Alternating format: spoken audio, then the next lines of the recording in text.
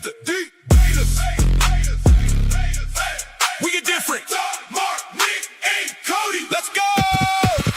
John in the corner, all gas. Mark got a stat and a laugh. Nick break it down real clean. Cody come through with the heat. Hot takes on the table. Every week we label the champ. Crowd lean in when it gets loud. Hands up, you know we amp. Talk that talk. Bring that flame. Four big voices. Say the name. Mastah D-Baters. We get different. Mastah D-Baters. We stay lit. John, Mark, Nick, Cody. Run that room. Join the debate. Feel that boom. Mastah D-Baters. All right. Good evening. Good evening. Good evening. It's Tuesday. You know what that means. It's time for the #1 debate show in the land. Welcome to episode number 4 of Mastah D-Baters. I'm John. That's Cody. Mark and Nick Freeze will be here momentarily. And we got a nice debate because obviously, you smell that, Cody? Can you smell it? It's heat, sweat, tears, blood, grass, leather. I mean, what else do you want to know? What else? That means football season is here. And we are 48 hours away. As Nick Freeze said, we finally got a football itch.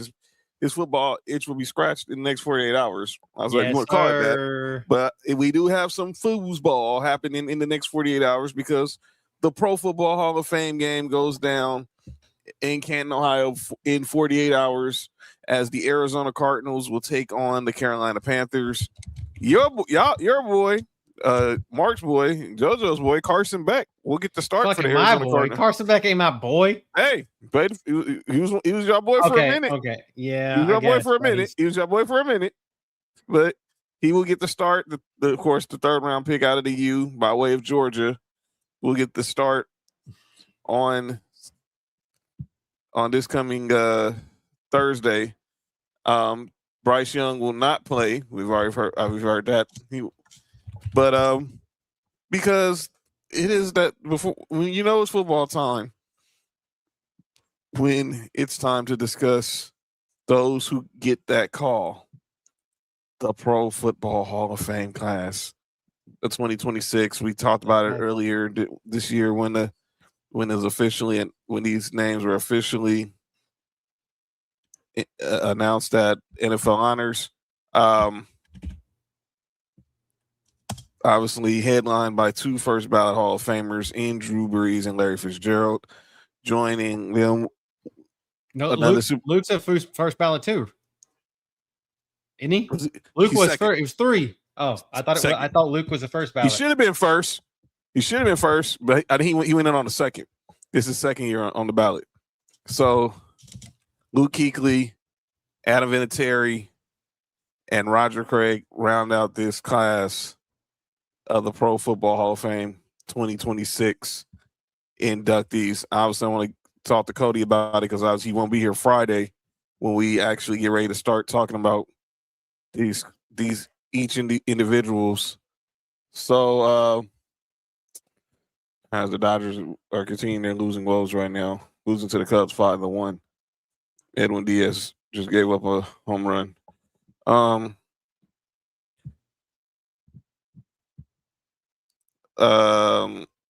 Let's get your thoughts on this, Cody. What do you make of this class that's going into Canton this weekend? Obviously headlined by Drew Brees and Larry Fitzgerald. I mean, I will go on record. Everybody knows that I've gone on record saying that the man in the middle is, in my book, and this may be something that we end up debating before the year is over. He is top 3 wide receiver all time for me personally. And because I got to see his whole career, I didn't have to go back and look at things that I didn't see in the past. And I know that dude, he had more tackles than he had drops in his career. He didn't miss ball games, hardly ever. And if anybody remembers him at the University of Pittsburgh, he was a beast. Larry Fitzgerald was that dude. his hands have to be, I mean, just the most underappreciated set of hands in NFL history, maybe outside of Chris Carter. Like, I'm just talking about like hands in general. So I loved Larry Fitzgerald. I mean, he was first ballot for me. Drew Brees, I feel like that dude he's kind of like the ultimate redemption story, you know, kind of in a way, like where he was counted out after being with the Chargers and they thought he might never throw a football again. And then, I mean, comes back and has a great career, wins a Super Bowl, throws for 1 billion yards, breaks records, and didn't really do it, to be totally honest with you, with a just pure top tier wide receiver. I mean, Marcus Colston was great, but he wasn't Randy Moss or Jerry Rice or Larry Fitzgerald or even T.O. or somebody like that. But it was, and there was guys that I think their career to Drew Brees, like the likes of like Jimmy Graham. I think guys like, I think there's guys that owe their career to Drew Brees. Like I was just saying, like Jimmy Graham. I don't think we would have Jimmy Graham being a great tight end without Drew Brees. That was nice. And so that I like that. Luke deserved to be first ballot, but second is good enough. I mean, that's fine. We know anybody that watched Luke Kuechly play know that he deserves to be in the Hall of Fame. He may have not won a championship, but he's better than a lot of linebackers that are in the Hall of Fame. Like, between the ears, and teams did not want to play with him because he was a linebacker that could play the run and he could defend the pass. So between the sidelines, there was hardly, I think he was top tier for his whole career, like in the NFL. Like, you could say, oh, who are the best 3 linebackers in football right now? And Luke Kuechly was in the top 3, is basically his whole career. I agree. And then Vinny, I think this is a polarizing pick. But I think when you have the guy that scored the most points in NFL history, he's got to go in the Hall of Fame. And then Roger Craig should have been in here years ago. Like, literally shouldn't have had to go in the way that he did. He should have been in a long time ago. So, but yeah, Vinny and Roger Craig both deserve to be in there. I think, like I said, Vinny, because he's the all-time leading point scorer in NFL history, and then Roger Craig should have been in years ago. I agree on Roger Craig. I'm shocked. I don't want to be a hater on this side because he deserved to be in the Hall of Fame a long time ago, but they shouldn't have waited to his last year of eligibility for people to realize he was a Hall of Famer. Come on now. I'm just saying, like, he set the tone for guys that like are in the league now. Right. He is essentially what Christian McCaffrey is now. Like he was back then. That's exactly what he was. That's exactly what he is. He was the first running back in NFL history to rush for 1,000 yards and receive for 1,000 yards. And he's just now getting in the Pro Football Hall of Fame, the Super Bowl champion. He was a key part of those Niners teams back in the day. So that a lot of people hold on a pedestal, you know, like those teams are held on a pedestal. And when you have players that they're on a team that was held on a pedestal and they're not in the Hall of Fame, it kind of looks weird. Right. Especially like the media holds them on a pedestal. Mm-hmm. Because like something that we saw today, something that you sent in the group chat today about a certain batch of quarterbacks has a certain San Francisco 49er quarterback held on a pedestal. Yeah, that's crazy. And so why is his running back not held on a pedestal? I mean, I know he's running like Roger Craig was kind of on the outs at that point in the early 90s, but still. Larry Fitzgerald. Yeah, so I wanted to get your thoughts, Drew, on the guys. Me and Mark was obviously Nick Weiss. We'll talk more about them on Thursday, but obviously, you won't be here on Friday. just getting your thoughts on those. I think Drew Brees is going to have the speech out of these 5. Drew Brees is going to be the speech that gets everyone. That's going to get everyone going. He's probably going to be the last one up. I've had to guess. You start with Larry Fitzgerald. You throw Vinatieri in there. I think you start with Vinatieri. Why? Because he's a kicker? Yeah. That's 8. Probably. But the thing is, like, again, no shade to Vinny, but Vinny was on. He's like 7 degrees of separation or 6 degrees of separation, whatever it is, but between the two arguably best quarterbacks that we've seen of the generation. He played with both Manning and Brady. So, and like I said, he's the all-time leading point scorer in league history. I can't knock the NFL for putting the guy that's put up the most points in history in the Hall of Fame. Like, it's not like he was like first. He was a first ballot Hall of Famer. No, but he's the best person to do his position ever. So, I think Vinatieri deserved to be in the Hall of Fame, but I think that I think they should start with the kicker. They should start with Vinatieri, probably then go to they probably go to Roger Craig and then Luke and save Fitz and Drew for the last 2. I'm trying to remember a Hall of Fame where you have first ballots go back to close the show. They always like trying to space them out. So that's why I think Fitz will probably be first, because I don't think his speech is going to be – he's going to give a good speech, but I don't think it's going to be something it's going to be like – it's going to be real, obviously, obviously real mellow, because obviously that's really who he was. He was never like a real rah-rah, loud rah-rah. He has a degree in communication and marketing. So, like, literally, he's going to have a speech that's going to be. Mm-hmm. Yep, I agree. And I think some of the. And with him losing his dad recently, I think like it's.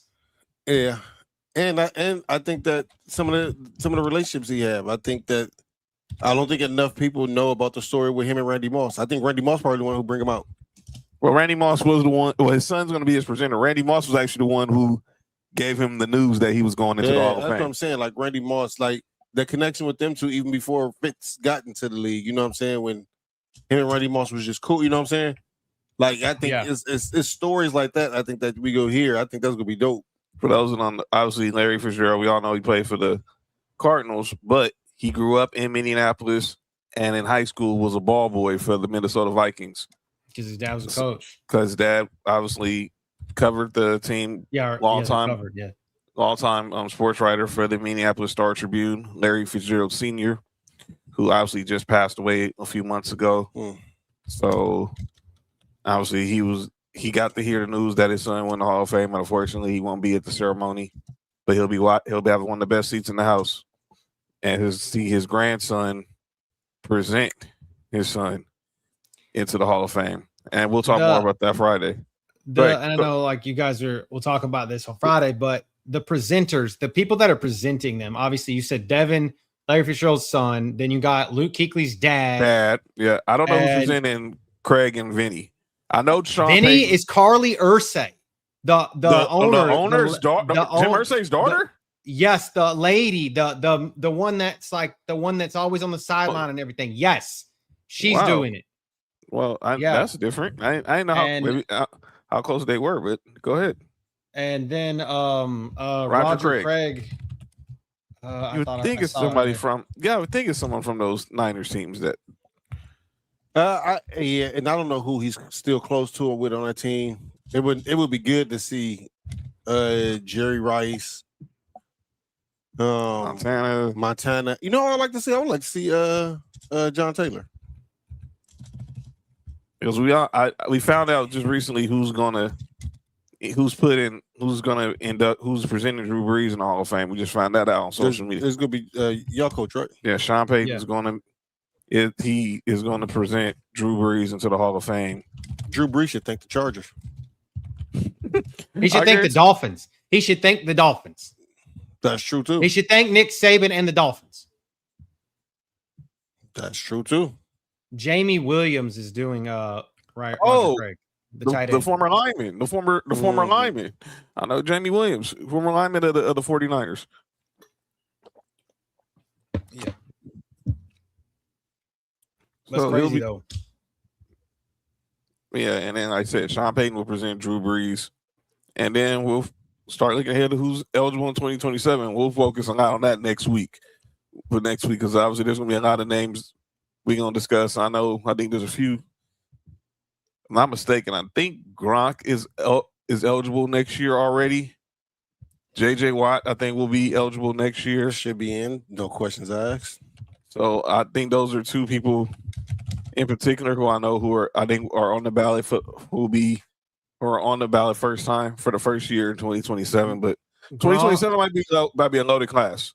I think it's Gronk, Roethlisberger, Adrian Peterson. Yeah. Oh. I'm here. They just loaded.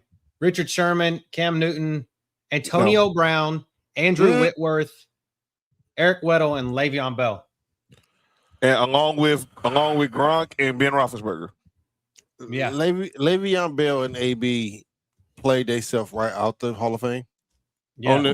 Everything on the field, they should be there. Yes. But everything else, especially AB is done. He's not getting into the Hall of Fame. No, not at all. JJ Watt and Brady are in 2028. Oh, well, those are first ballots. No questions asked. We can give them a go jack. In the matter of fact, let's give them a go jack now. Just give them a go jack now. It's them two and Matt Ryan. It's them two and Matt Ryan. Matt Ryan's not going in. No quarterback is going in. No quarterback is going in with Brady. Oh, you talking about first ballot? I think Matt Ryan's going into the Hall of Fame. He's just not going first ballot. What up, Sam? Sam, what's good? What's up, Bella? What's going on? Sam, what up with it, bro? What's up, Bella? Hope everything's going well. What's up, JoJo? JoJo's in the building. Yeah. So, I wanted to talk about that first because I know Cody won't be here. So, my homie at this game. Oh, yeah. He's a Dodger fan? He's a Dodger fan. Oh, then he's pissed like me right now. Fuck you and Kirk Schoolball. I got to say that yet. So don't worry. We finna go there right now. I got a lot to say about this. Live on TV. Live on the screen. This is my first time hating on the Dodgers. I'm not gonna lie. Yeah. Y'all can hate all you want because I'm finna go scorch earth on all people who have the same mindset. So let's go ahead and just get to it. Since people want to go there. I'm just saying you guys can afford it. It's okay. I don't care. I'm not bitching about that. I just hate that the rich are getting richer. You know what I mean? Hey, John, for me, it's not hating because I don't think y'all ruined the baseball. I just think that it's just every time I look up the Dodgers getting somebody. That's the hate. Fucking Prince John from Robin Hood. Prince John from Robin Hood. Robbing the poor to feed the rich. Mm-hmm. And here we go. So obviously the MLB trade deadline went down yesterday, and the biggest story is my Dodgers doing what they do, and they acquired back-to-back American League Cy Young winner Tarek Skubal from the Detroit Lions. The Tigers for 3 prospects, and obviously everybody has an issue with this deal. So everyone's having an issue with this deal. Yeah, I'm gonna get them all, Sam. Don't even trip. I got this. I got this. So here are some of the major deals that were made during the deadline. Cody's Astros acquiring Dalton Varsho. The Brewers, they acquire former Dodger Dustin May. The Cubs, of course, they acquire Kevin Gausman, Clay Holmes, Tyrone Taylor. The Guardians acquiring Joe Adele and Foster Griffin. The Padres, Casey Mize and Robbie Ray. The Phillies making a big deal getting Luis Ariz from the Giants. The Pirates getting Kirby Yates and Luke Weaver. The Rays getting Liam Hicks and Freddie Peralta. Who the Braves get? The Red Sox getting Adley Rushman. The Twins getting AJ Minter. The Yankees getting Luis Garcia Jr. I think y'all got somebody from the Angels, but yeah, from heaven. No, I mean LA Angels. Oh. Yeah. But everybody also everybody's so butthurt over the Dodgers getting this deal done. You know who wasn't butthurt about this deal? Dodger fans. Yeah. And neither was and Tarek Skubal. And he basically telling everybody who's hating on this deal, cry me a freaking river. Every team could trade for me. You know, every team could make that acquisition. And yeah, I don't really sympathize with people that blame the Dodgers for anything they've done. You know, they've developed a really good organization. They draft well. They acquire talent really well. They retain talent. It's a winning organization. Now the complaints seem to be because they've won the last 2 World Series. You know, I don't think it was like that 3 years ago. So I don't really sympathize with people that are complaining because the Dodgers, you know, do all the right things.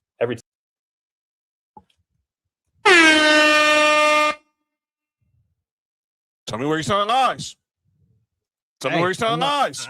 There's no lies. There's no lies detected whatsoever. I agree.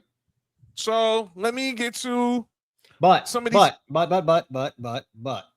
what? He knows he's full of shit at the same time, because I would say there's probably 8 to 10 teams that could not make that trade. I'm just saying, realistically, in the world that we live in, there's probably 8 to 10 teams that couldn't make that trade. Yeah, he had his first start today. Because they're not going to be able to pay him. They're not going to be able to pay him after this year. There's no guarantee that he stays with the Dodgers. We know who his agent is. Scott Boras likes to go to the highest bidder. You don't care about the market. But we had some haters that was out there talking their stuff, and I want to get to them. Starting first with Michelle Smallman from Unsportsmanlike, ESPN Radio's morning show, who's a Cardinals fan. But everything the Dodgers did was just so awful. Everything the Dodgers did was just so awful, according to Michelle Smallman. I'm not gonna play the whole clip because it's 11 minutes, but I'm gonna let you hear like a couple minutes of her just sounding like a total hypocrite right now. Dodgers, Tigers, huge move. 6 p.m. Eastern trade deadline today, Major League Baseball. As the Dodgers traded for 2-time the last 2 years, Cy Young Award winner Tarek Skubal from the Detroit Tigers for 3 prospects. And now Skubal, when healthy for the entire staff, joins a staff in LA that has Ohtani, Snell, Glasnow, etc. And Yamamoto, obviously, as their best pitcher this year, along with Justin Wroblewski, who was an all-star so far this season, but not as much of a name as maybe the other guys coming into LA. And the Dodgers go out there and get the number 1 guy on the trade market. You gave a and an eye roll, Smalls. Go ahead. Because of course they did. Of course, the Dodgers, the reigning back-to-back World Series champions, who are already positioned to go for a three-peat, they lead the majors in run differential, and they lead the majors in ERA. They are already a formidable team, a star-studded lineup. They add the reigning back-to-back American League Cy Young Award winner to that crop of pitchers that you already just outlined, Evan. It's disgusting. It's annoying. And it's disgusting and annoying because it's the rich getting richer, but it's also disgusting and annoying because the Dodgers technically are doing nothing wrong. Exactly. They are just better at this than everybody else, but it's not fun. This is not fun. If a billionaire tells you, hey, I just bought another yacht, are you like, wow, amazing, way to... Shut the bleep up, Michelle Swami. I'm sorry. I can't wait till she comes on 710 on Thursday. Oh, man. Oh, I'm going to be listening. You talk all that crap. What? Because we didn't do things the Cardinal way? Huh, Smalls? Huh? Y'all could have got this many teams that could have got Tarek Skubal. Nobody be playing when y'all was going out there, when the Cardinals would go out there and get them. Y'all ain't saying that when the Yankees was doing this forever. You're an exception to the rule. I was like I said last week, I've been an Astros fan and a Cardinals fan both twice in my life. And I was not, when we used to do that shit as a Cardinals fan, when Albert Pujols was there, hell yeah. But I'm just saying, like, all I got to say is at the end of the day, if you guys lose, it would be that much more sweeter just because it's fun. Just fun to watch the biggest and baddest motherfucker on the playground get knocked out. That's just how it is. And there's no guarantee we're going to win. None. There's no guarantee the Dodgers are guaranteed to win the World Series. We weren't guaranteed last year. We almost lost it last year to the Blue Jays. We were 2 outs away from losing the World Series. Baseball is but all right. Let me hear from my guy Evan Cohen right quick. The reality is the LA Dodgers are as good at finding guys in their system that make no money as they are at finding guys that make a lot of money. In addition, why are we not mad at the Tigers? Did someone say that they had to trade him? Did Rob Manfred said you must trade him, or could they have re-signed him? Which, by the way, they still could re-sign him after this season. Why are we not mad at the team that trades him? We are mad. That's okay. The package that they got in return was quite frankly shocking. Okay, well, we also don't know how they're going to play out, right? Maybe these 3 guys are going to become great. But still, there should have been a bidding war for a pitcher of this caliber, and there was not. But there probably was, but maybe not to the level that you are satisfied with. Not everybody has the farm system, too. You just mentioned, we talked about player development. Not everybody has that of the Los Angeles Dodgers and the prospects that they're getting back in Detroit. So the LA Dodgers are playing by the rules, acquiring the best players in the sport by using players that are drafted and developed in their minor league system to acquire those that are better than them in this moment. And yes, the counter, as your co-host on Sunday mornings, Peter Burns, and I went back and forth on Twitter, Courtney said to me yesterday, the reality is if they end up pretty good with the Tigers, they can go back to the Dodgers one day. That is true because they have more money, because they have done this better. That is not the Dodgers' fault. That is Major League Baseball's fault. Someone will have to explain to me why the teams that literally never spend are still in this sport. If it's an uncapped sport, that's what I'm telling you. There's not fucking 8. There's 8 or 10 teams that couldn't do this. Someone needs to explain that one to me. I would be more upset. They're going to wipe out organizations? Why are they there in the first place? Why would that be the solution? Do you think the Colorado Rockies and Florida Marlins at some point here will win a World Series in the near future? Do you think the Rays, who are awesome every year, will win a World Series? There's a possibility. They have a better shot. Okay, great. You know what would be amazing if they did this year? If Tarek Skubal was traded to the Tampa Bay Rays, I promise you, we would not spend as much time on this as we will today. I promise you that. And the reality is, this is awesome for baseball. It's not just good for baseball. It's awesome for baseball because now everyone is either going to love the Dodgers or hate the Dodgers. And if someone were to take them down, like the Blue Jays did almost last year in the World Series, it is a massive story. Baseball should be thrilled that this is happening because it's awesome for the sport. We have the most polarizing team in all of sports right here. Thank you, Evan Cohen. Let me just try to calm myself down. Throwing some music from DJ Cody, from my man DJ Cody, right quick. Anybody want a DJ?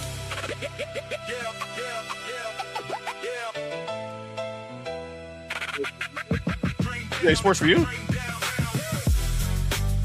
Okay, man. All this talk that the Dodgers are ruining baseball. And like Evan Cohen said, teams can spend. Y'all let these teams spend $10 million a season. That's on y'all. Man, there's a newsflash, people. There was going to be a lockout whether Tarek Skubal got traded or not. Bryce Harper is saying, why aren't the Phillies going out there trying to get Tarek Skubal? Why didn't the Brewers go out there and get Tarek Skubal? You could have put him with Jacob Mizorowski. Why didn't the Cubs go get him? Did the Braves go get him? Teams, there are plenty of teams. Mark just said his Braves. He didn't have to go to the Dodgers. So, and then, all this talk. I mean, this ain't the first time. What up, Faith? This ain't the first time the Dodgers and Tigers did business. In 2024, we acquired Jack Flaherty from the Tigers. We won the World Series. Where'd Jack Flaherty end up back at? Tigers. Exactly. Back with them. And Jack Flaherty's from LA. But you know, I'm just saying, like to his point, the lowest spending teams in baseball, I'm gonna give you 10. The 10 lowest spending teams, active payroll with their 26-man roster. Go for it. Cardinals at the lowest at 27.9 mil. The Nationals at 36.2. The Athletics at 38.7. The Marlins at 48.4. Cleveland at 54.4. Twins at 56. Pittsburgh at 59.3. The Rockies at 60.8. The Rays at 65.8. The Angels at 66.3. Then you jump up to 74.7 with the White Sox. The Orioles at 80.8. And then you got that's the top 20, the top 10.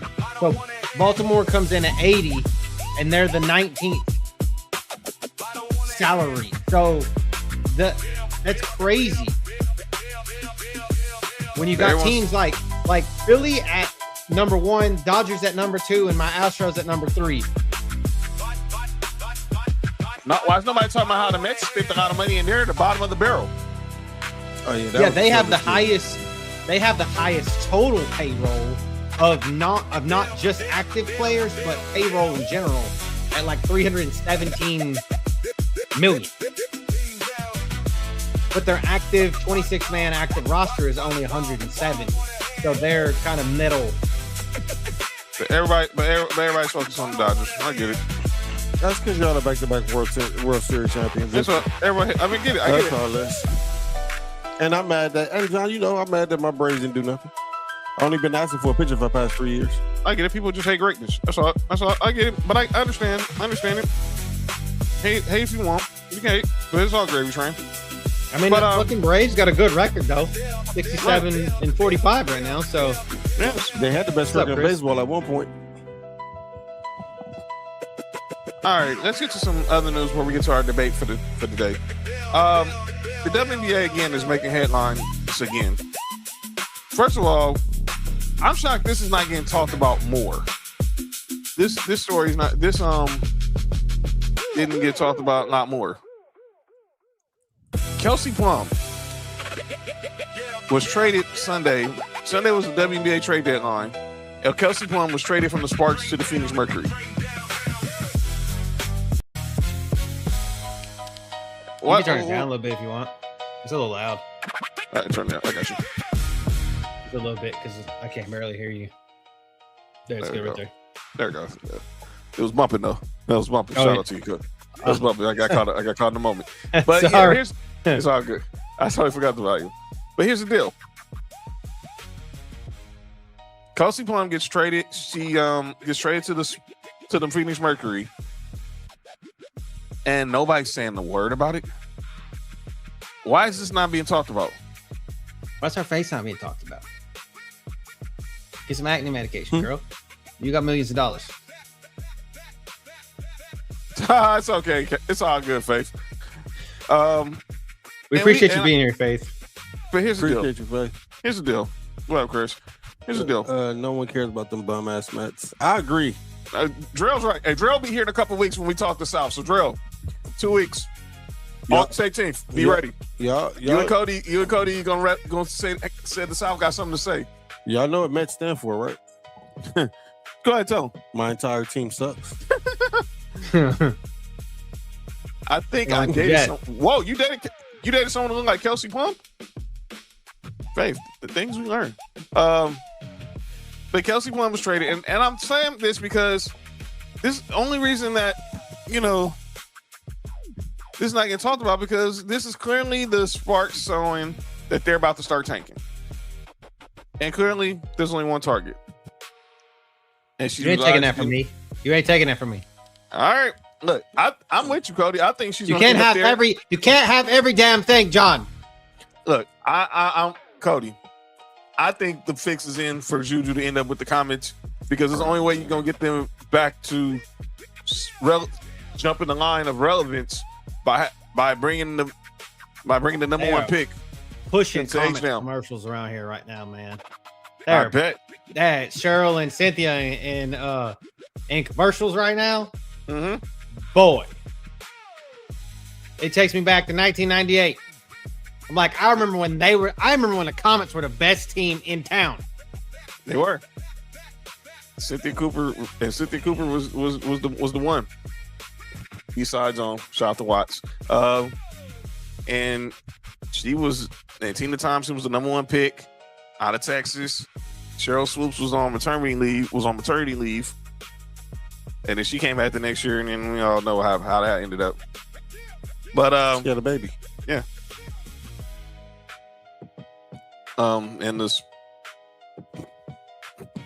Mark, you crazy. The Comets won the first 4 WNBA championships. Back to back to back to back. Yeah. Juju's gonna be so I think the fix is in. These teams are gonna start taking for Juju. But we'll see where it goes. Well, I thought this should be talked about more instead of the topic that we about to talk about, because I don't know why this is still even a topic. This stuff with Sophie Cunningham and the transgender comment. Now, God. I thought we was done with this. But clearly, it resurfaced because Sunday, the Fever took on the Minnesota Lynx, and the Lynx won. Dog.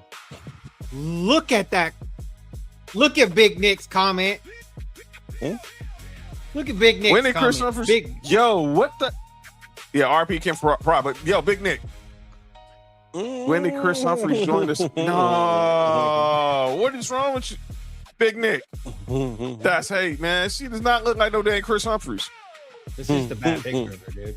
Like such a bad picture. It's just that bad. Yeah, it really is. Yahoo, shame on you. But now Cheryl Reeve, the coach of the Minnesota Lynx, she's then jumped into the chat. So Sunday during the game, she had on a T-shirt that said "Trans kids belong." Belong where? That's what I was trying to figure out. Belong where? But clearly, this was a response to Sophie Cunningham saying that trans players shouldn't be drafted, shouldn't be playing in women's sports. So, yeah, Cheryl Reeve, she spoke on it. So let's hear. We're gonna hear from the coach after they got the victory over.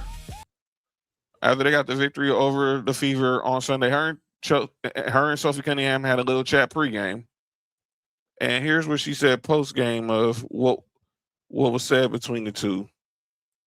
And she's wearing this shirt that says "Trent." We have platforms for. How important is it to have those like in-person conversations with people that have different views? I think it's great. I think both of us understand that we have platforms, and we both talked about wanting to more than anything educate, and there are some things that we have in common, and maybe some things you differ on, just like any issues. Mm-hmm. And I think it's how you handle things, and so it was nice to be in person. Sure. How important is it to have those like in-person conversations with people that have? So that was Cheryl Reeve talking about that, but Cheryl Reeve's is in a little more hot water also. That's not the same lady that was on Angel Reese, was it? No.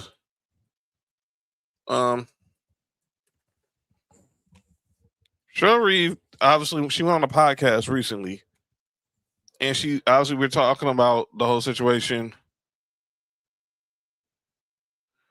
The whole situation with Sophie? With trans kid with Sophie Cunningham, she's talking about trans kids belong. But then she went on the podcast, I think it was with Sarah Spain, and she talks about she getting upset with men take coaching jobs from women.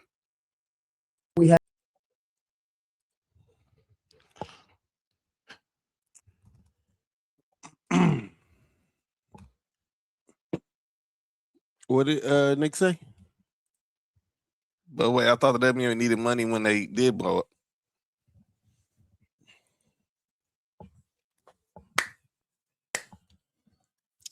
Who want to go first? You go first, John. So let me get this straight. You're I'm gonna get fired. Me too. Me three. Me three. But I'm the host. I would go first. Misogynistic podcast coming right now. Let me get this straight. You're cool, and we got nothing against people in the trans community. It'll just be perfectly clear. Full disclaimer. You're cool with transgender people taking jobs from your players, but you don't want them taking your job. That's what you basically said. Or men in general. Or men in general. And I understand the whole men coaching. There should be a lot more women coaching. We don't got no black women coaching right now in the WNBA. I think that's what she kept referencing, women of color. Yes. We had it a lot. We had a lot of coaching. We had this conversation, 3 weeks ago? Yes. Because obviously we had about 3 or 4 coaches who were women of color in the W last year, and now we don't have none. That's what I said. They're all in college basketball because they can make more. Mark, Cody, y'all go ahead. Y'all flip a coin. Who go next? I'll get fired first. What it sounds like is she's saying is, they want the access that come from men, but don't want the actual men help representing that league.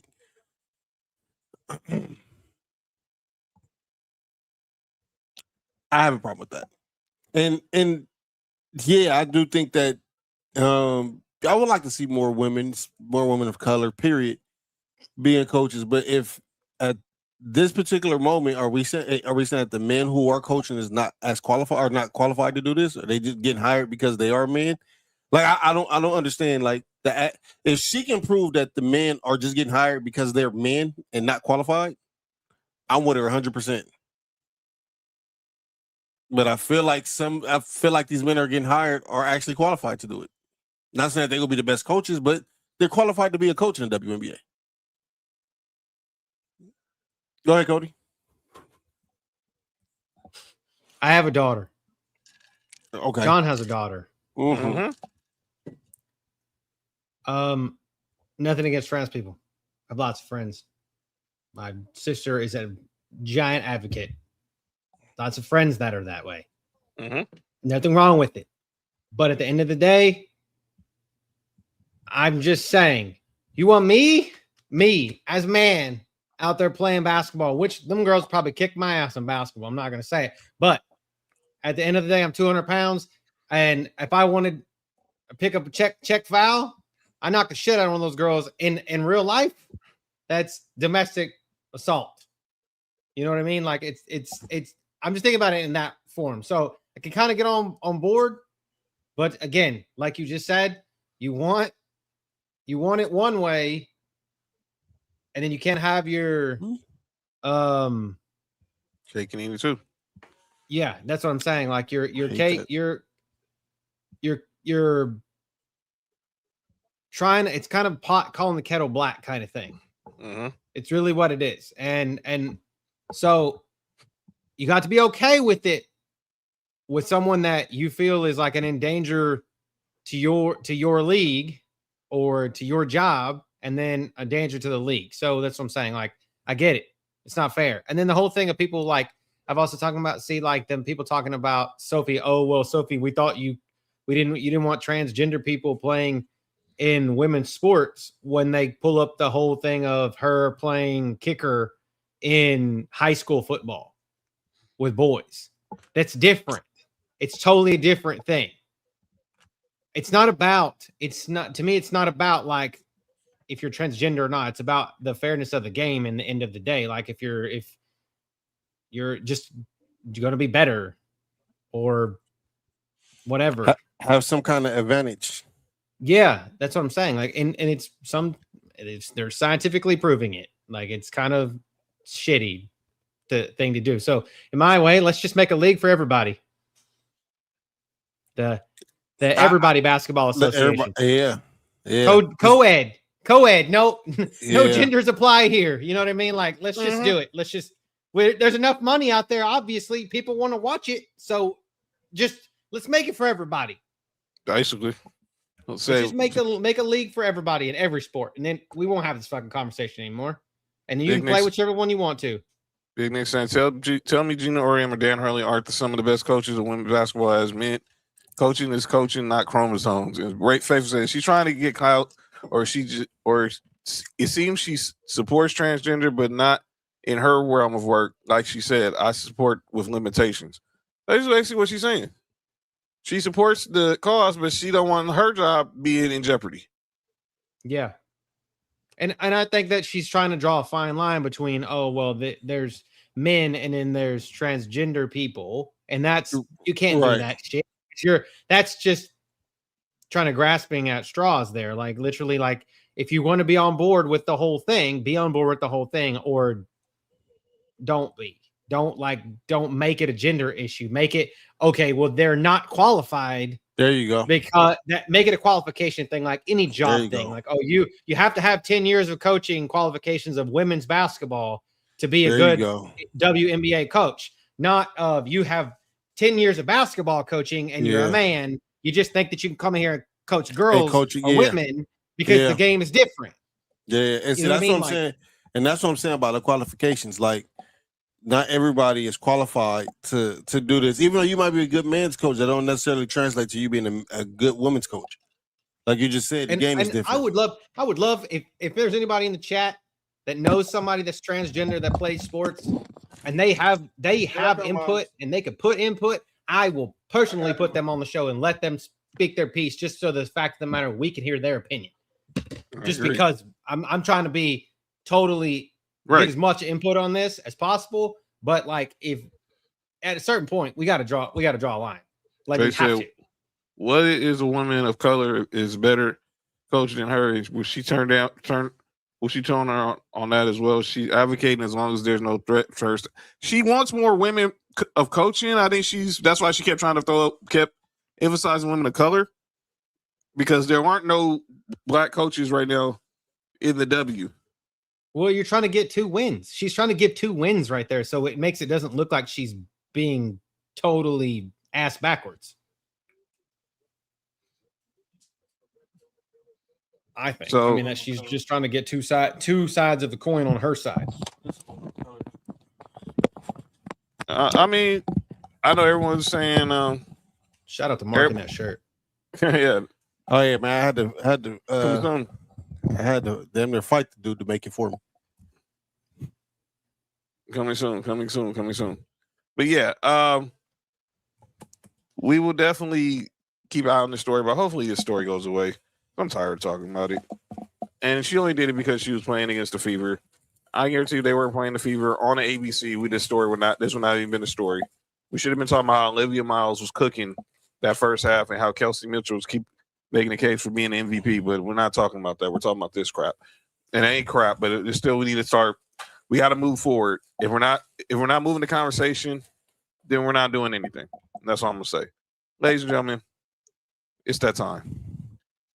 It's time. Let's go ahead and let them know. It's time for the do what we came to do, because we all know why everybody is here. Let's go.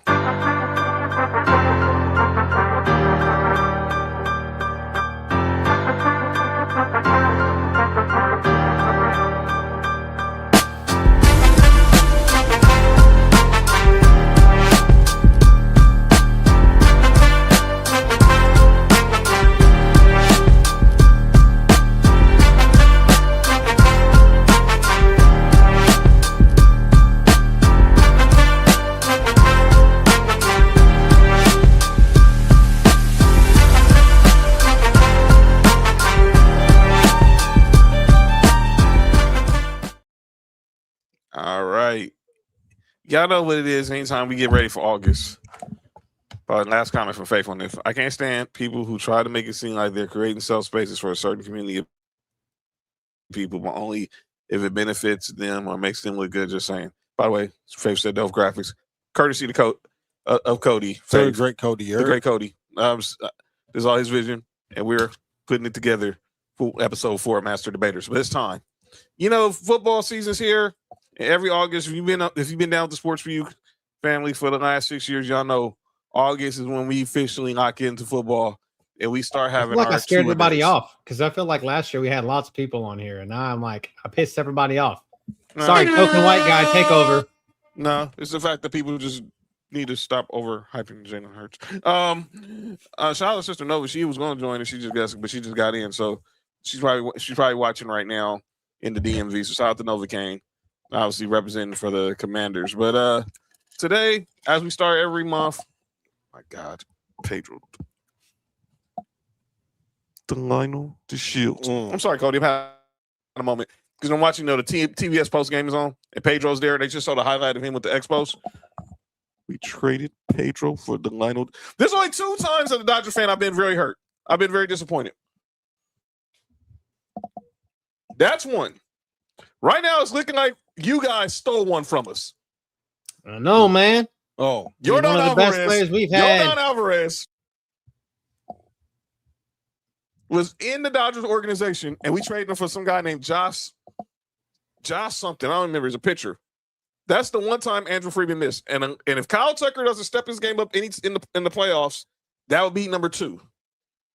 But Yordan Alvarez looks like that guy, man. The Dodgers really missed on. Why do you think Kyle Tucker's not an Astro anymore, sir? Yeah. All right, let's get to the debate. Like I said, August Sports for You comes through with the 2 days. Every week in the month of August, leading up to the NFL season and even college football, we start looking ahead to each NFL division. And in a month, we start previewing college football.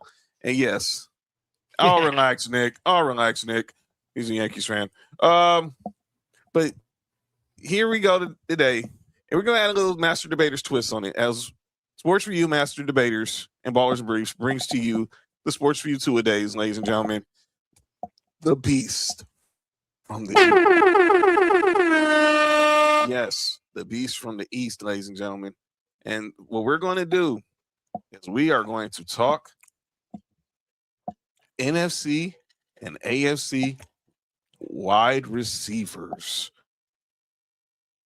Courtesy of the great Coaster. Right here, as you see on the screen, the depth chart of wide receivers for each team in the AFC East and in the NFC East. And we're going to debate who has the best receiver, who are the best receivers in each league. And these are I took the depth charts here, just full disclosure. I took the depth charts of these are guys that I actually feel like might have a chance to touch the ball. Yes. And that's why you'll see like guys, some teams like the Commanders, the Dolphins, and the Giants have more than other teams because they have a whole lot more names, and I feel like they'll end up touching the ball more, and coaches on those teams have a tendency to rotate more wide receivers around. And because the Dolphins coach staff comes from the Green Bay, who never had a wide receiver one in the last half a decade. And then the Giants are nothing but old cast-offs. So there you go. All right. Let's go ahead and by the way, Big Nick just confirmed he'll be with us Friday to talk some AFC East. He will be in that, but he got to go to work in the morning. So he'll be with us Friday to talk some AFC East. Obviously, member of Bill's Mafia. You heard? All right. So let's start with the NFC East. We can go from worst to first as far as division. Obviously, the Giants were the worst team in this division last year. And obviously, let's look at their depth chart. These are the guys that Jackson Dark's going to be looking to target this season. Obviously, all eyes are going to be on the health of Malik Neighbors coming off a torn ACL. Mm-hmm. He had to have a cleanup surgery this offseason as well, and is probably going to be on the PUP list to start the season. Will mean he'll miss at least the first 4 games of the season. True. You have Darius Slayton. They just signed Calvin Austin III from Steelers. Pittsburgh. Darnell Mooney from the Bears, I think it was with the Falcons last year. Yeah. Malachi Fields, who they drafted. They signed Juju Smith-Schuster, and they're bringing back Odell Beckham Jr. Let's start off with the G-Man. Mm-hmm. I mean, there's tons of other players on there that you'll know their names: Braxton Berrios, Isaiah Higgins, or Hodgins, or whatever. And so like their depth chart is a mile long, and like I said, that's why I grabbed guys that I'm like, okay, these guys probably will touch the ball in some form or fashion because they wouldn't have brought OBJ back just for a training camp trick. So Love you too, Faith. Get you some rest, baby. Yeah. Appreciate you, Faith. I'm looking at the Thanks, Giants Faith. again. I'm looking at this list again. Like I said, it all starts with me with Malik Neighbors and Darius Slayton. Who's going to be the number 3? You think that's why they brought in Calvin Austin, but don't be surprised if Darnell Mooney's probably could be the 3. They could probably 3, 4 right there. I think Darnell Mooney is it. Like right now, they have what I saw was Calvin Austin just because of this position, but I think Darnell Mooney is probably a better wide receiver than Calvin Austin is for sure. I agree. Malachi Fields, we'll see what happens. From Notre Dame, Juju right? and Odell are just there because they're vet. Yes, obviously Malachi Fields from a Notre Dame wide receiver, and of course Juju and Odell. By the way, speaking of Notre Dame, let me take the graphic off. I'm praying Fat is clear next week. I'm working on him, talking to Fat, make sure he's here next week. Y'all reaction to the news now that USC Notre Dame rivalry's back on, starting in 2030. Week 1, 2030, USC Notre Dame. Why so far away? Because the schedule's already locked in for the next 3 years. I think USC Notre Dame game can override most of them schedules, especially on Notre Dame's schedule. Right. Especially when I may have to be the year that I bite myself in the ass and have to agree with Fat that they might be better than what I'm giving them credit for, and they may not. They might get over the choking hump. Notre Dame. Yeah. We're gonna see. It's all eyes gonna be on Marcus Freeman this year because obviously he got a lot of love. And send it to Fat. Don't worry, if he's here next week, you can tell him. You gonna tell him face to face because he's damn sure gonna say it. If he ain't thinking it right now, you know he's probably watching. He just ain't said nothing yet. Because homie Bass probably made a jab about Corrupt and that Battlecat album. But back to this. Back to the to this depth chart. Can you put us off to the side? Can you put us off to the side? Hold on, let me get it. Or is it too big? I tried to make it to where it would fit, but yeah, I think it was that's right. Yeah, it's a full screenshot. But we can get it. I can get it. We'll get it done. Hold on. But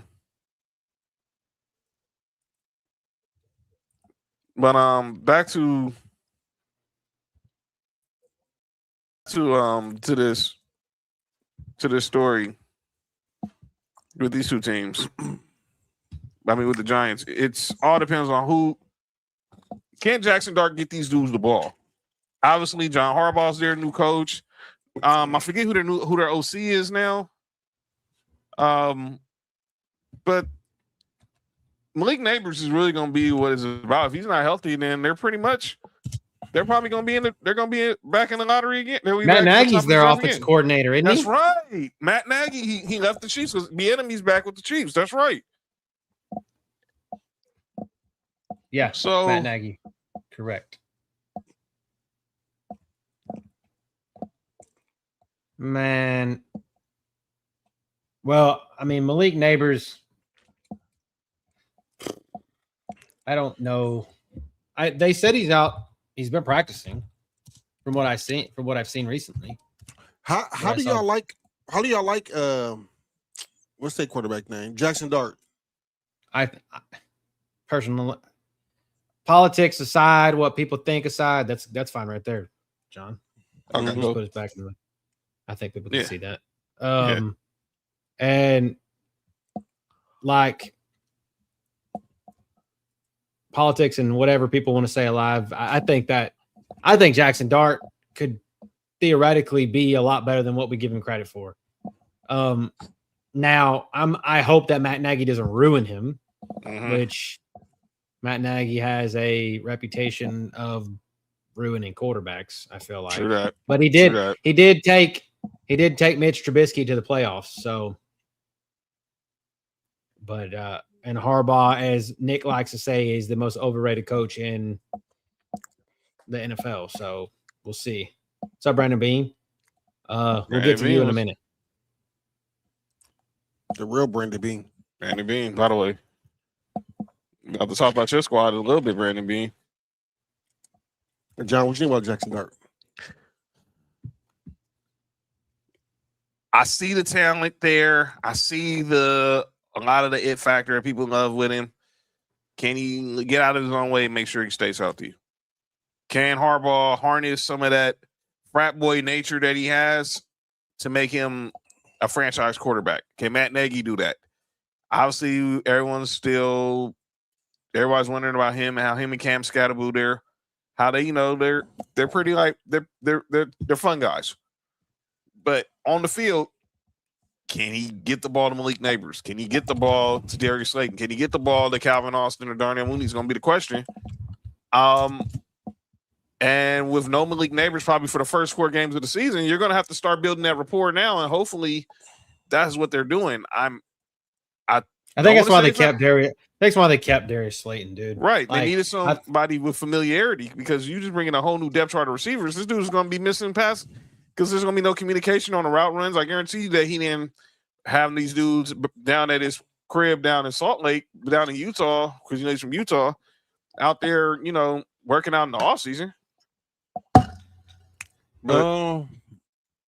don't know if I'm sold on Jackson Dart. I'm not yet. He's I hear what everybody say about what they see in him, and every time I see even the highlights of him,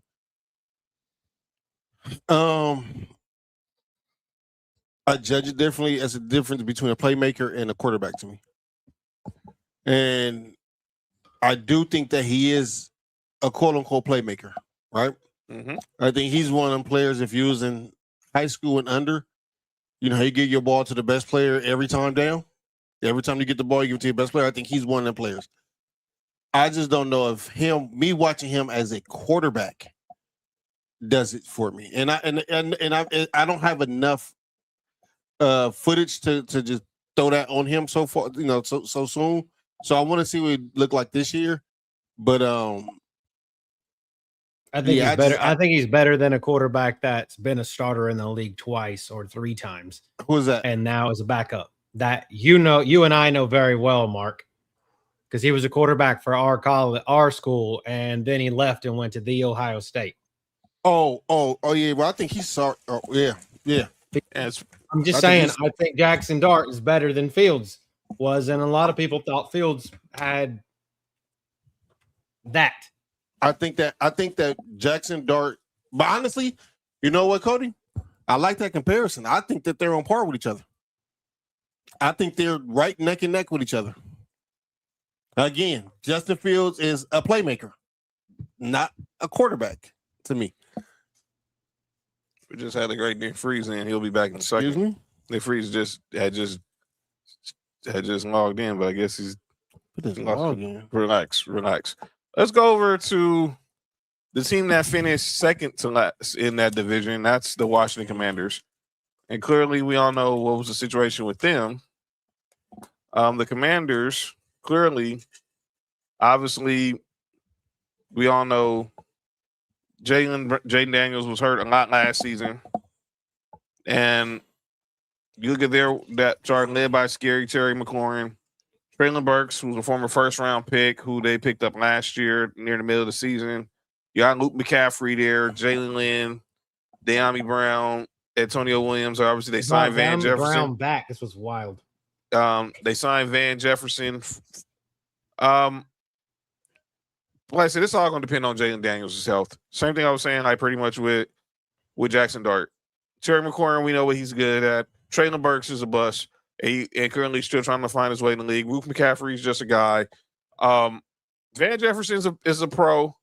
But the rest of these guys, this receiving, sorry, Nova, Sports PSP, if you're watching, these receivers don't really do, no. After Terry McLaurin, this is pretty much it. And that's why everybody's running. Are they going to try to go get Brandon Ayuk? We'll see. But the rest of them wide receivers are pretty much garbage. I'm sorry. Brandon, you need to shut the hell up. He really does. But the rest of that depth chart is flat out trash. Right. It's trash. Outside of Terry McLaurin, it's garbage. It's garbage. Yeah, and Debo's gone. I mean, Luke McCaffrey, he's coming off an injury as well. I mean, I think he turned into McCaffrey coming off an injury, the irony. Yeah. Sorry, Ed. I love you, dog, but your sons are injury prone. I'm sorry. Yeah, I'm not a fan of this receiving core. I like Scary Terry, but I think after that is up in the air. Jaden Daniels hopefully have a healthy year this year, and we know how he played when he was healthy. So, and all eyes will be on him year 3 to see if he stays healthy. But if he's not healthy 2 straight years, do you move on? Well, you don't pick up the 5th-year option. I'll tell you that now. Only reason I'm asking is because this year is a quarterback draft. You don't pick up the 5th-year option. But boy, if he's not healthy, if he get hurt again this year, they're gonna have to have some real conversations in the nation's capital about who's gonna be do they need to bring him about who to bring on as quarterback. And is he the guy? Does Dan Quinn want to go in another direction? We'll see. Cody, what you make about the Commanders' wide receiver room? It's Scary Terry, and or bust, really, like you said. Like, this team's gonna be. I mean, you'll see, and anybody after that's just a total rotation. I mean, you got lots of, like I said, there's lots of cast-offs on this team, and they're going to be run through. Actually, what's crazy though is they just signed Wes Welker to be their tight ends coach. Wow! So it's crazy. You're telling me that you have one of the greatest slot wide receivers of all time coaching your tight ends. That tells me everything I need to know. That means they're going to go to Chig Okonkwo like across the middle all the time. A lot. Yep. It's kind of crazy who was their former tight ends coach long years ago. Who? One Sean McVay. Oh shit. Fucking coaching tree. That coaching Shanahan, Kyle Shanahan, McVay, Kevin O'Connell, Mike McDaniel, Tom McVay, Matt LaFleur. Matt LaFleur. They were all under that Mike Shanahan team. Where Kyle Shanahan was the OC. And yeah, none of them got hired by the Commanders, but what do you expect? It's the Commanders. They do dumb shit. Let's go to the team that have finished second in the NFC East. How about them Dallas Cowboys? But let's look. Obviously, to me, CeeDee Lamb is the best receiver in this division, hands down. I don't want to hear. I know we're gonna get to John. You might let me try. I just resized the photo so it might fit us all now. Go ahead. You want to try it? Oh, I see right there. All right, there he goes. You can take that one out the middle. There we go. Pause. Yo, you good? You good, man? There we go. There we go. You were good. All right, editing on the fly. That's how the real shows do it. Editing on the fly. Let's go. And ladies and gentlemen, welcome to the show. The one and only Nick Free. There's the friend. What it do. All right, you Iceman. We're talking about the Cowboys. So just looking at their wide receiver room. We just talked about the Giants and the Commanders. Currently, if you look at both of the depth charts for these two teams, Nick, it's pretty much they have one really good wide receiver and a bunch of average to below average wide receivers. And obviously with the Giants, focus on the Malik Neighbors' health. With the Commanders, if Terry McLaurin doesn't have Jaden Daniels throwing the ball, he's not going to be that effective. Let's go to the Cowboys. I just said CeeDee Lamb's currently the best receiver in this division. I know we're finna get to the next team, and I know some people are going to argue on the next team, but let's be real with yourself. The best receiver in this division is number 88 for the Cowboys. George Pickens had a good year last year. He's playing under the franchise tag because he wants to get paid, but clearly they made the right call because clearly I don't know how this dude will react if he got paid. I think he would. We already questioned some of his motor without money. What you gonna do when he actually gets money? Ryan Flanoy, Ryan Flanoy, he's an okay receiver. They signed MVS, Cavante Turbin, of course, their special teams ace. Interesting stat about MVS. Everywhere he goes, the quarterback win MVP. Well, Chiefs or has a Packers, really overrated season, or a really overrated season. Mm-hmm. He'll be a good number 3 for this roster. Or if Flanoy is not the number 3, it's MVS or Flanoy. Ryan Flournoy like blew up last season, especially when CeeDee Lamb was out and it was the George Pickens and Ryan Flournoy show. Mm-hmm. Ryan Flournoy won a lot of people a lot of money last year. Oh yeah, I feel like I've seen him right now in fantasy drafts being way overdrafted, just for the simple fact of the matter is people remember what he did last year and they forget that CeeDee Lamb was hurt, but they're overdrafting him right now because of it last year, coming up last year. And then like what Mark just said, MVS, he seems to be an MVP, like MVP maker. So, but I feel like the best wide receiver that just unappreciated on that list is Kevontae Turpin. I don't care how small and how shifty his dude is. Yeah. He's a weapon. So he's a weapon. He'll definitely give you points on kick returns, punt returns. You name when the ball gets in this dude's hands, he's going to make things happen. He's going to make things happen. But the Cowboys, it's all going to be on what happens with Dak Prescott. You got can CD stay healthy this year? Where's George Pickens' mind going to be at? Is it going to be on trying to be successful or feeding his pockets? Contract year. Yes. He's going to play well. But remember, it was a contract year last year too. So I mean, he get franchised again. And he played well last year too, right? And he might get franchised again. Knowing Jerry, knowing Jerry, you just don't know. As a player, can you not sign the you don't have to. Yeah. You don't have to sign the franchise tag at all. That's Le'Veon Bell did. You don't sign him if you don't sign him by week 10, you don't play. You sit out the rest of the season. It's cool. Remember that happened with Le'Veon Bell and he ended up with the Jets. And the rest is history. Yeah, he was history. Just in the season.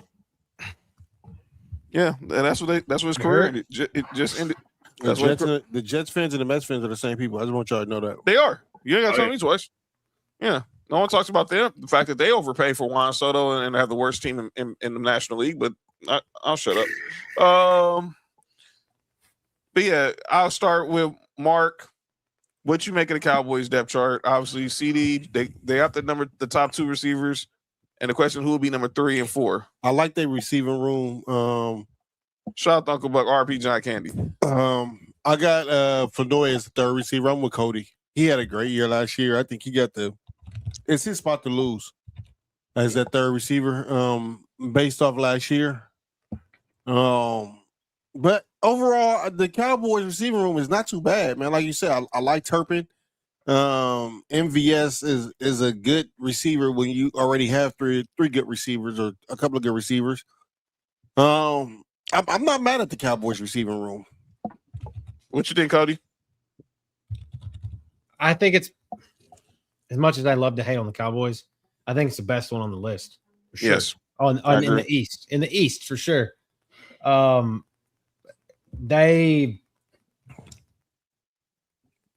think Flournoy is probably going to be the 3 because he is MVS.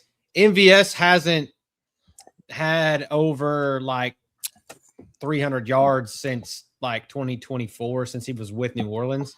So, and he's been bouncing around a lot. So I feel like that he's there for the veteran presence and maybe like to kind of like, okay, well, George Pickens, you need to kind of, here's how you do it kind of thing. I've been on a lot of winning franchises with Kansas City and with Green Bay and played with a lot of like really good quarterbacks. So I think that he's there for that reason. Like I said, I like Kevontae Turpin a lot. Like I really do. So I think that the Cowboys probably have the best one on this side over here. So it's not, CeeDee Lamb is arguably top 6 receiver in the league when he's fully healthy. So what you think, Nick?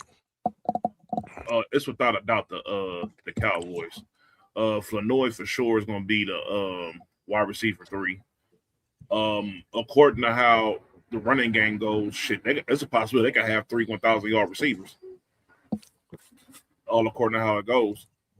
And to be honest with you, it's not even close. When you look at the rest of the division, it's really not that close. I mean, we don't know how good Mekhi Lemon is going to be, but no matter how good he is, unfortunately, Devontae Smith is there, and his quarterback is Jalen Hurts. So there's a cap onto that. Outside of Terry McLaurin, the Commanders room is kind of ugh. It ain't really nothing. The Giants is literally just Malik Neighbors, and he's not even playing. And it's Malik Neighbors and a bunch of receivers that were good at Madden like about 6 or 7 years ago.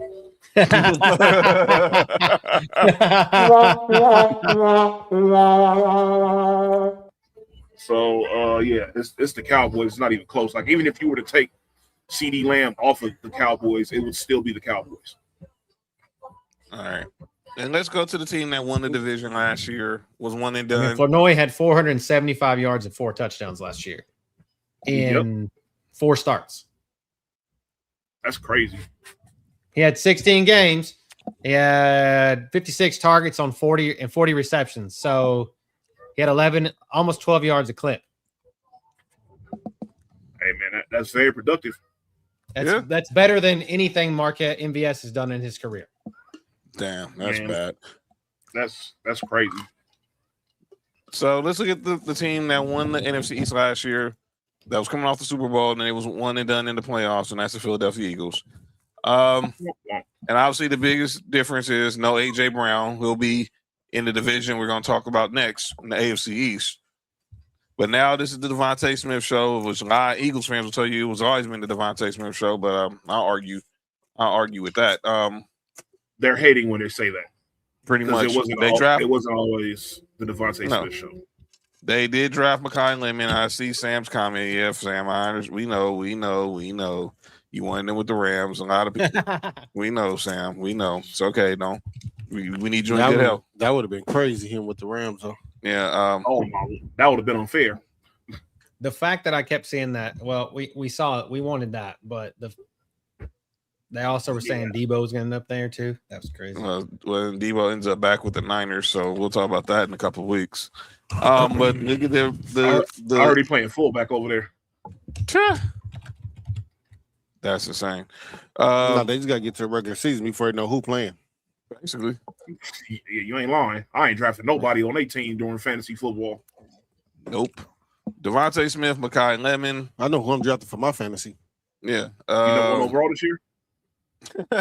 That's hate, Nick. Shit. Hey, yo. Are you all right? Dontavian Wicks, Hollywood Brown, Elijah Moore, Johnny Wilson. Obviously now Devontae Smith's the number 1 wideout for this squad. They draft Mekhi Lemon at 20 to hopefully be the number 2. Obviously Romeo Dobbs is gone. We're going to talk about him in a second. Matter of fact, no, he was in Green Bay. I'm sorry. But we're talking about A.J. Brown being gone and all these guys moving up a spot on the depth chart. But it's all going to focus on one person. And and Eagles fans, again, y'all not going to like this show again. It all depends on on how Jalen Hurts plays. Uh-oh. This all depends on. Devontae Smith can't throw himself the ball. Mekhi Lemon can't throw himself the ball. This is going to ride or die with Jalen Hurts. True. Well, and if he does not get the ball to Devontae Smith and Saquon does not be able to run like he did 2 years ago, you're done. I mean, there's not going to be. That's just a given because no Jeff Stoutland. Right. No Jeff Stoutland. You got Sean Mannion in there now as a first-year OC. And everyone keeps saying, well, Jalen Hurts keeps trading these OCs, keeps having to change OCs. That's part of football. You got to just live with it. That's part of football, man. If you do a good job, you're going to get hired. You're going to get hired by somebody. Somebody's going to want to pluck from your coaching tree. For sure. Some of them didn't do a good job. Look at Sean McVay. He got to change coordinators every other year. Pretty much. I'm not a fan. He's probably got to change. He's probably got to change coordinators again this year. You know what? I'm not gonna lie. I like on his Eagles receiving staff, of course, Devontae Smith, but fuck Alabama. Mekhi Lemon. Wicks is Hey, Nick, remember last year when he was at SC and I said Mekhi Lemon, you a Buffalo Bill? Yeah. Yep. Damn near I remember that. Y'all could have got Jacoby Lane. Never mind. Hollywood Brown, and you know what? I like Elijah. Elijah Moore is a really good route runner. He's just not big enough, but he's a really good route runner. Then no one gives him credit. Dude's good. He's an underrated player. I thought he was going to do more for you guys when he was in Buffalo. But of course, I did too. I did too. Yeah, so that's because he's like 5'2". Yeah, I look at this all based on if Jalen Hurts can get these dudes the ball. It's a make or break. Oh, we're gonna talk about the Bills in a second. Sam, hold that thought. But if Jalen Hurts ain't getting these dudes the ball, I mean, it's not gonna matter. Devontae Smith, we know he's a good wide receiver. We know Lakeem Lemon has the potential to be a really good wide receiver in the NFL. Hollywood Brown, he can get you a couple big home run plays every now and then. Elijah Moore is not consistent. Yeah, Elijah Moore, we just talked about. He's very underrated as a wide receiver. He's a really good route runner. His route run is top tier in the NFL. Yeah, so it all depends on Jalen Hurts. They don't have, like I said, this is the only other team outside the Cowboys that you can argue has two really good wide receivers. And granted, we haven't seen Lakeem Lemon in the NFL game. I'm about to say, who's the second for the Eagles? We haven't seen Lakeem Lemon. That's right. Well, we haven't seen Lakeem Lemon, but you're hoping that he had two last year. Yeah, No, according to Eagles fans, they didn't. But they had one because the quarterback couldn't give them the ball. Right. So it sounds like they just pretty much have the same thing they did last year because we're gonna have no receivers because quarterback don't get the ball. But that's a whole other conversation. We'll save that for Friday, and as we get through the season. But obviously, we want to rank these teams' depth charts. I'm going Cowboys 1, Eagles 2, Commanders 3, Giants 4. I got Cowboys and Eagles, and the rest of them don't have. Oh, I'll go Giants and Commanders. Yeah, I think we all in agreement to that one because that's exactly with Giants and Commanders and Giants. I got the Commanders over the Giants because I don't know if Malik Neighbors is going to play. Yes, that's the thing, and I think he's starting the season on the PUP list. If that's 4 games, and you got a second-year QB, and you don't have a star wide receiver there, and he ain't good either. Yeah, so yeah, you guys right. You guys just told me because I just went on a rant about the Giants quarterback. Yep, you're right. All right, let's head over Cody. What about Cody? Cody, who's rank the? I mean, because what I've been reading is Malik Neighbors is going to start week 1. Like a lot of the stuff I've been reading and a lot of the training camp footage that I've seen. I think I'm going to be honest with you. I think the Malik Neighbors with one leg, Darius Slayton and Calvin Austin and Darnell Mooney is better than just Terry McLaurin by himself. I'm be honest with you. That bottom receiver on the Giants might be better than 3 and down on the Cowboys. Odell Beckham Jr. I mean, if he still shows about 5 years ago. I'm talking about now. I think it's Cowboys, Eagles, Giants, Commanders, and I love Terry McLaurin. And if it's a healthy Jalen Hurts, you better have Terry McLaurin on your fantasy team. But if you don't, if he's hurt, I mean Jaden Daniels, my bad. You better have Terry McLaurin. So before we leave the NFC East, I do want to say there's one receiver out there that I've been hearing about to 2 of these East teams, one in the AFC and one in the NFC, and that's Stephon Diggs. Mm-hmm. One I've been hearing is to the Eagles. Uh-huh. And then the other one is back to Buffalo. So we'll see. I heard they said that here too. I'm hearing back to Houston. I'm also hearing the Commanders. Obviously, he's from the DMV. Stephon Diggs to the Commanders is also one that's been out there. Well, I'm saying like earlier, as of earlier today, I've heard him linked to once his court situation gets handled. I think we'll start seeing certain things. I agree. Yeah, Let's go over to the Diggs loves links. If he goes to Commanders, do you move Terry to the outside and put Diggs in the slot? Yes. Yes. Oh yeah, for sure. Yes. No doubt about it. All right, let's head over to the AFC East. Because we all know the worst team in this division is the Jets. Oh, Nah, sorry, Brandon. Wait, you think the Jets the worst? You think the Jets worse than the Dolphins? Based off last year, we're going based off last year. Based off last year, I got the Dolphins going forward. Based off last year, the Jets were the worst. So we're going in order by how the teams finished in the division last year. The Jets were the worst team. They ended up with the second pick in the draft. Obviously, it's Aaron Glenn's second year as a head coach. They're going to have a new quarterback. The Justin Fields experience was a disaster. They brought back Geno Smith, and you have Garrett Wilson. Another disaster. You have Garrett Wilson. Obviously, he's your number one receiver. We know what he can do. AD Mitchell coming over from the Colts. They said he can't catch. He doesn't know when to cross the end zone, cross the goal line either. Omar Cooper from Indiana. Hey, he did. He pulled a Deshaun Jackson. I'm sorry. My guy Tim Patrick, former Bronco, and then you got Arlen Smith but currently that lady always been fine. That's not a bad. That's not a bad wide receiver room. If AD Mitchell can catch the ball, it's okay. Take him out. I mean, Omar Cooper. I think Omar Cooper will be. He gonna be wide receiver too. Omar Cooper had a really good career at Indiana. Was Fernando Mendoza's number one target in the receiving game. He goes there. Obviously, be number 2 next to Garrett Wilson. I like Garrett Wilson a lot. And the question is, can Geno Smith manage the season enough for them? Because eventually they're going to be in the QB draft category next year for sure. I have something about the Jets. There should be an asterisk next to the wide receivers because I understand Mitchell and Cooper are the ones that's fighting for wide receiver too, but the second option in the passing game plays tight end, and he's going to be very good.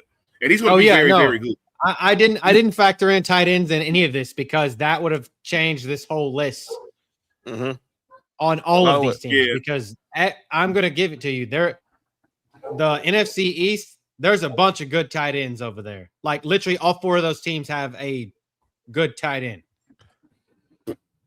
Everyone, Ferguson, Isaiah Likely is with the Giants now. You got Dallas Goedert with the Eagles, and you got Chig from that's been around. He was really good at Tennessee. Is over with Commanders now.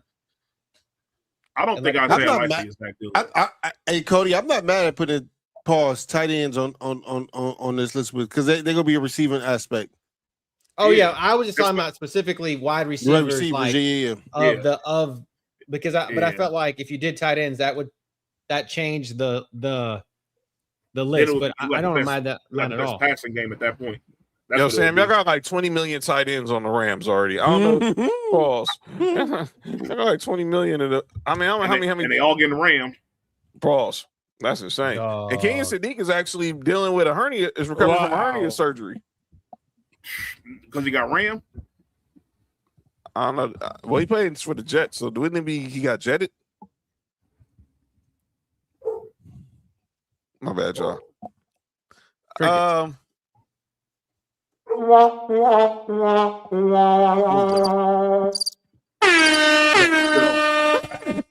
Hey, does Jet stands for Jizz everything that's seen? Yo, Nick, get out of here. All right, my fault. Let's go to the Dolphins. Obviously, they're going to look like a whole new team with no Tua. Now Malik Neighbors is the quarterback. They got a new coach. Malik Neighbors? I mean Malik Willis. Oh, I said, damn. That nigga is sorry. Who, Malik Neighbors? No, Malik Willis. Malik Willis is sorry.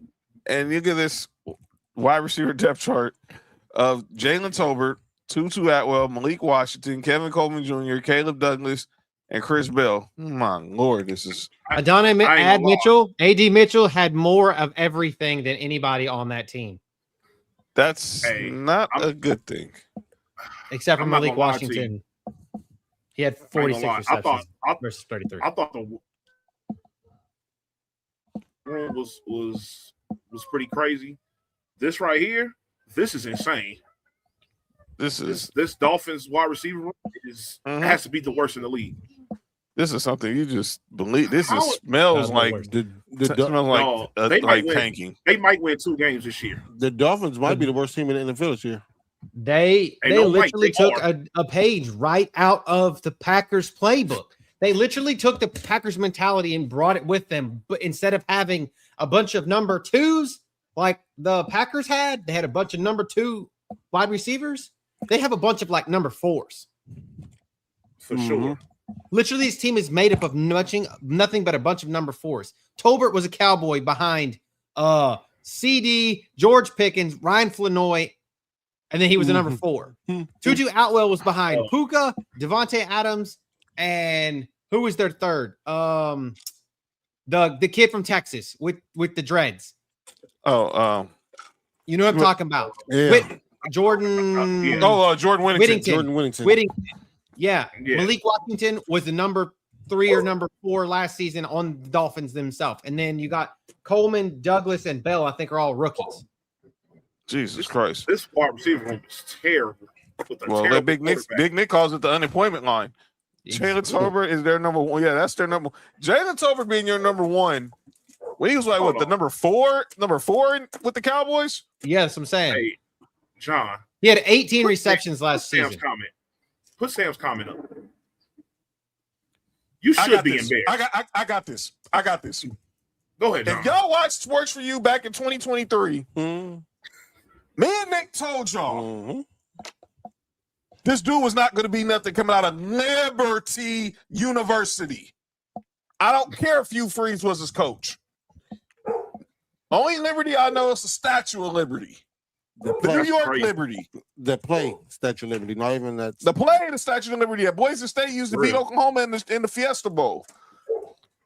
No quarterback coming out of Liberty University. And everyone thought you forget he played at Auburn. Come on now. Man, please. And he wasn't good there his job to Bo Nix. And he wasn't good there either. And Bo Nix and the Bell ain't going to Oregon. So what does that say you about Auburn? Nick was very adamant, and I agreed with him. This dude was not going to be in it. Everyone thought he was going to go to the Steelers in the first round. They took Kenny Pickett. He fell to the 3rd round to the Titans, and obviously look where he's at now. I ain't gonna lie. No matter who they would have chose, they'd have been fucked up. Because Kenny Pickett is terrible. He's starting on Thursday in the Hall of Fame game for the Panthers. Man, Nico got bigger hands than him. He's Bryce Young's backup in Carolina. We're getting the Hall of Fame game on Thursday. The great matchup of Kenny Pickett versus Carson Beck. God, y'all boy. This is twice I've heard that now, Mark, and I want to scream. They don't claim him, Nick. I said it earlier. Cody was pissed. I wouldn't claim him either. JoJo don't claim him in Miami probably either.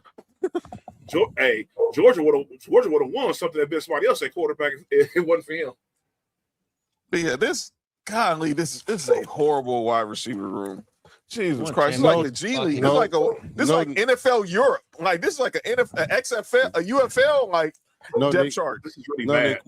Nick would have won something at Georgia if we didn't have Mike Bobo as our offensive coordinator. Oh boy, cannot wait to college football. We had the college football talk. Because I absolutely hate Mike Bobo, and I hate that. Kirby there's better guys you could have as a number 1 over on the Commanders than anybody in the Dolphins. You could put Van Jefferson, and he could be a number 1 on that fucking Dolphins. Shit, you can pick. Man, dog. This is terrible. You can pick Johnny Wilson. Yeah. Dog, you can put McCaffrey over there, and he's clearly the number 1. Clearly. All right, go ahead, John. All right, let's get some Mark squad. Let's see. Idle Hands versus Sid the Sloth. Let me quit. I know, but wow. Trail, that's crazy. Mark's Bills. Who's Sid the Sloth? From Ice Age. That's Carson Beck. Angel. Oh. Yo, you good? Oh, that's Angel Wilson too. Right? Apparently. You all right? Mm-hmm. You all right? What? Angel? Right? And Sid the Sloth was an angel. He was a nice guy, man. Yeah, it is what it is. All right, man. All right, I'm man. gonna get canceled one way or the other one of these days. All right, we already got canceled because we was talking about this whole trans thing. The Marks Bills. Marks Bills. Obviously, they make the move. They bring in DJ Moore from the Bears. Obviously, Josh Allen now has a new wide receiver. Hold on. You're going last. I just got a question. Hold on. I hate Brandon Bean. Hold on. All right. Your boy. Oh, I'm sorry, Mark. I'm sorry, Mark. Obviously, Khalil Shakir. My guy Josh Palmer from Tennessee, who's now with the Bills. He can go back to Tennessee if all I give a fuck about. Keon Coleman. He can go back to Florida State too. Skylar Bell. I want to see what he gonna do. And then y'all brought in your guy McCall Hartman. Obviously, he can go back to Georgia. What up, Sheet? Obviously, DJ Moore is gonna be the one. We want him to be the new number one target for Josh Allen. Can Khalil Shakir be a strong number two? Slot receivers, but he is. And I don't know what the rest of it. Obviously, we all heard how the owner dog Keon Coleman. Cole Hartman's there as a veteran. And obviously, my guy Josh Palmer, he's on his. Get him back to Tennessee. Well, yeah, I put him back on the charge as far as I care. Tennessee, he can go back to Tennessee. He can go to Tennessee Titans. He can go to Tennessee Volunteers. He can go to Tennessee fucking Little League football. He can just get him out of Josh Palmer. Yes. Tennessee Chattanooga. Yeah, he probably had like 5 catches in Buffalo in 2 years. Well, get this thing out of here, man. And take number 5 off. You got to be good to wear 5. Stupid. That's it. All right, man. Nick, you go first, man. Nick, go. Yeah, man. Go first, Nick. All right, so I don't understand why. Me neither. I don't understand either, Nick. Teams. Here's the thing, and like if you fix this particular part of your team, it is like a complete game changer. Like for example, like when Carolina went against y'all, John, why in the hell didn't they improve their offensive line? Like why wasn't the priority was let's get offensive linemen over here, because their defensive line completely kicked our ass from the moment from the first whistle until the last one. We got dominated at the line of scrimmage. Let's do this and all that other good stuff, right? When Kansas City lost to the Bucks, the first thing they did was invest into their offensive line. They know what they have over there, and they know what their weakness was, and they addressed it. So, if you're the Bills, you know that you need to get him some weapons on the outside. You feel what I'm saying? I understand the DJ Moore move. I like that move. That's not bad at all. He's definitely, wide receiver 1 for sure. But what you doing outside of that? Like you said, there's a question mark with Keon Coleman. Shakir, I think he'll be better if he was wide receiver 3. Josh Palmer, who gives a fuck about him? Skylar Bell. I mean, this ain't gonna work. You feel what I'm saying? It's too much for Josh. Josh has to do too much to win these games. You feel what I'm saying? And I don't get why you don't make some type of splash to we already know why. But why didn't you contact the Eagles about AJ Brown? You was gonna make a trade for a receiver anyway. Look, you was making a trade for a receiver anyways. Why not try to go for the one that's better than DJ Moore? Stop being cheap. Because if you get AJ Brown up over there with Josh Allen, that's your chance to go. That takes your team to the next level. You feel what I'm saying? Yeah. But like Mark always says, Brandon Bean is okay with being okay. Go ahead, Cody. You guys know that I'm a big stats-driven person. I love stats. Yep. The guy on there, number 2 for the Patriots, is better than any wide receiver on the Bills statistically last season. Mm-hmm. Romeo Doubs played in 16 games. He had 55 receptions, 724 yards, with 6 touchdowns. Bills' best wide receiver was Khalil Shakir with 72 receptions for 719 yards and 4 touchdowns. So,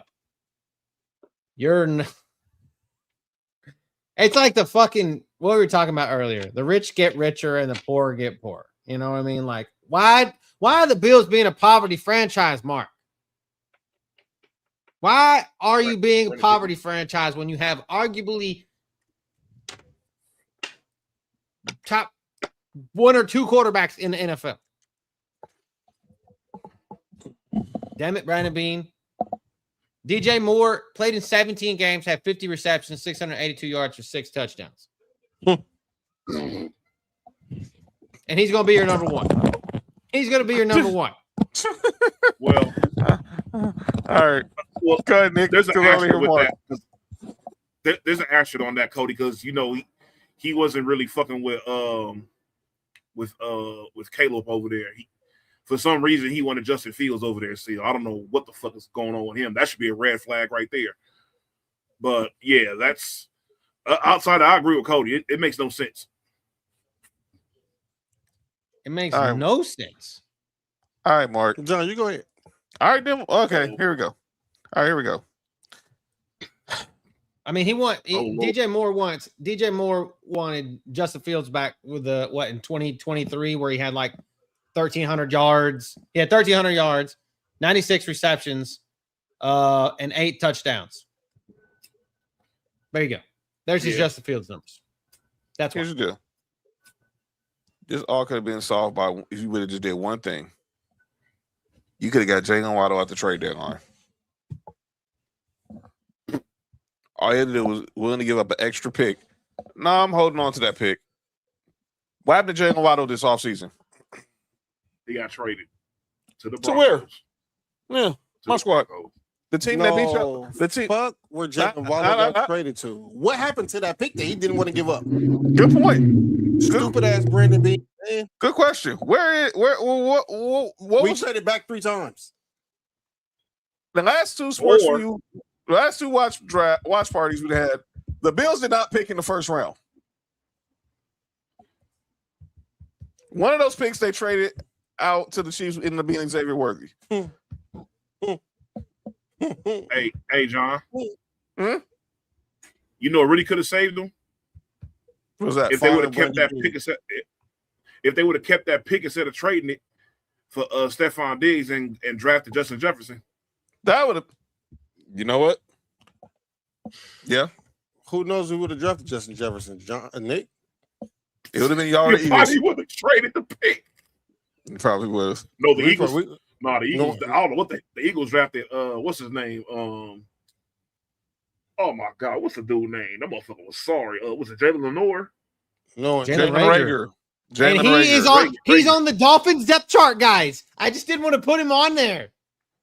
Oh my God, that's terrible. No, the Bills. They'd have drafted Anthony Edwards. Well, or Anthony Richardson. They probably gonna go try to sign Anthony Richardson, make him a wide receiver. No, they'll draft Anthony Edwards. They're about to get a receiver that played for Carolina. Oh, coincidentally, they do have a receiver that played for Carolina. Yeah. That's insane. It's DJ Moore. DJ Moore was That's crazy. Hey, I mean, your Jalen Waddle take. He had 910 yards last season with 6 touchdowns, 64 receptions. Yeah. He's a better fit with Josh Allen than DJ Moore is. All right. Everyone waited long enough. Mark. Scorched earth, man. It's your time, man. First off, can I just say I hate Brandon Bean? Can we just start off with that? I mean, we knew that. Cool. We could have got Jalen Waddle and DJ Moore. Do you know that? Mm-hmm.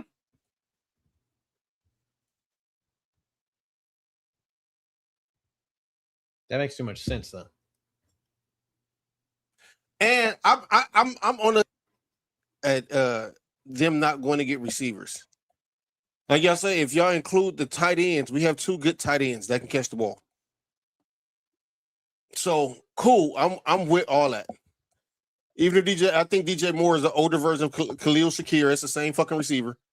It's all the same shit if you ask me. We have nobody that can take the top off of defense, which Jalen Moore would have done. I mean, Jalen Waller would have done. But instead, you don't want to keep that. You don't want to trade that pick. You want to trade back 18 times. I think that our biggest, if we just don't want on this, the receiver, y'all just heard how I feel about Josh Palmer. He can go anywhere else. I don't give a damn about that. We can trade him to the Dolphins for all I care. Keon Coleman's gonna be an interesting year this year. He's been working with Stevie. My bad, John. He's been working with Stevie Johnson. If anybody remember who that was, that's good. That's good. Stevie Johnson was good. Yeah. So, my second favorite Bills receiver all time. Yeah, I want to see how that's been working out. Maybe third, I guess. But I just don't like the Pagulias. They got it. I'm ready for them to go. I'm ready for Brandon Beane to go. How they treated Keon Coleman, I wouldn't be mad if Keon Coleman came out here and shit this year too and had a great year when he went somewhere next year. All right. I mean, Nick, you're insane. Nick, that's insane, but okay. What? Your name? Oh, what? Nick Freeze? You really skip past the middle part, huh? Okay. Oh, I'm gonna talk about John. That's hate. I don't know. I mean, maybe I'm seeing things. All right, let's go to the team that ended up that shouldn't have been in the Super Bowl, but they ended up there. Hey, Cody, in the eye test, Romeo Doubs not better than Khalil Shakir. On the eye test, you're right. You're right. You're damn right. You're damn sure right. But the fact of the matter is, Romeo Doubs did what he did with fucking Jordan Love and Khalil Shakir did his with Josh Allen. So I think the quarterback. They also threw the ball more though. I agree 100%. I agree 100%. But I'm just saying, like, you got somebody that he's sorry too. Sorry ass Jordan Love. Yeah. Nick, it's crazy. But let's get to his former teammate, Romeo Doubs' new team, the AFC champion New England Patriots. Obviously, the big story is here. They acquire A.J. Brown on June 1st from the Eagles, reunites him with Mike Vrabel, who drafted him in Tennessee. What a day that was. Well, yeah, Romeo Doubs obviously comes over from Green Bay. You still had Mario Davis, Keyshawn Boutte, who they drafted. Mac Hollins, March Boyd now is with who's Boutte? I don't know. Mac Hollins is now with the Patriots. Fire. And then Kyle Williams, of course, who's their special team ace, is, of course, then right there also on the receiving depth chart. Look, I think they made the right move going to get AJ Brown. Everybody could have had him, but he clearly was the worst kept secret that he was going to reunite with Mike Vrabel. Now Drake May, you got a number one receiver, and you got a good solid receiver, Romeo Doubs. We'll see what happens with the rest of these guys like Demario Davis, Keyshawn, Mac Hollins, Kyle Williams. They're all pros, they're all vets. But they can run the ball. They're gonna be all right. But clearly, in the passing game, you gotta make sure you get number one involved. Because we saw how he gets when he doesn't get his targets. He'll be a malcontent. I doubt it. But this time he has the coach and Mike Vrabel, who knows him very well and knows how to deal with him. So I don't think they won't have that issue. But and he got a quarterback. He got a quarterback now to pass the ball. Yeah. Still shouldn't be in the Super Bowl, but that's another conversation. But that's hate, John. And I understand why. It still takes me off. Well, John, y'all should never mind either. Never mind that neither. Yeah. Mm-mm. But yeah. I think the Patriots, they're going to take a step back because they had a real easy schedule now. And now they're going to probably have a real tougher schedule because they were a division winner. But if this receiver core can be solid and make life easier for Drake May, they can make another run in the playoffs. But I don't think they're the best team in the AFC East. I think it's still the Bills. All right. I know people are going to obviously Joe Brady's a first-year head coach, but he has familiarity with Josh Allen, and they're keeping the same offense. I think still helps, but I'm gonna look at the Patriots. I think they're gonna take a step back because they're gonna have a lot more people to go up against this that was a little bit more competitive than they had last year. Well, if they play the Chargers in the first round, they'll be okay. I like the Pats receiving core, man. I like of course AJ Brown. I like Romeo Dobbs. I even like Keyshawn Boutte. I think he showed a lot last year as a number 2. I think they got a pretty solid receiving core, man. What you think, Cody? I think it's probably the best in the. I think it's the best in the East. To be honest with you, I think that obviously AJ Brown puts them over the top, but you got, like I said, Dobbs coming off a 700-yard season. Boutte and Mac Hollins both had over 500 yards. Like Boutte had like 6 touchdowns. He was like leading the NFL at one point in like receiving touchdowns last year. And then Boutte that receives it is crazy. And then why y'all speaking French? Pop Douglas. I mean, he's not bad. He's more of a small receiver, but like he's not terrible. And then they let what? Last year, remember they started out with like y'all remember Jalen Polk, Jalen Polk, and then he retired. He ended up going retired. to the Saints and retired this week, or like yesterday, right? Yeah. So I think the Patriots do, and they're going to pass.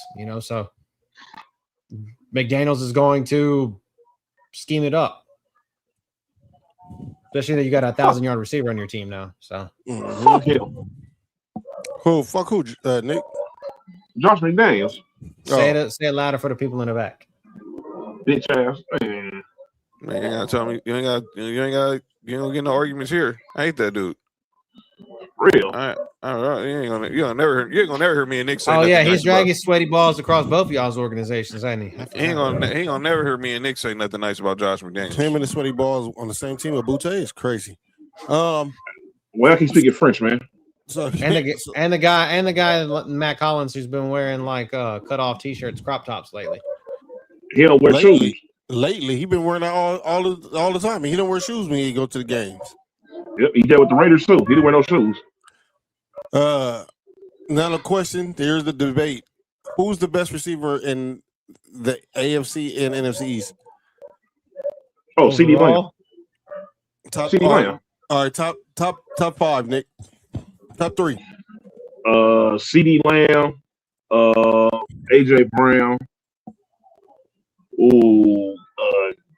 Garrett Wilson, Terry McLaurin, and DJ Moore. No Devontae? God damn, Nick, that's hate.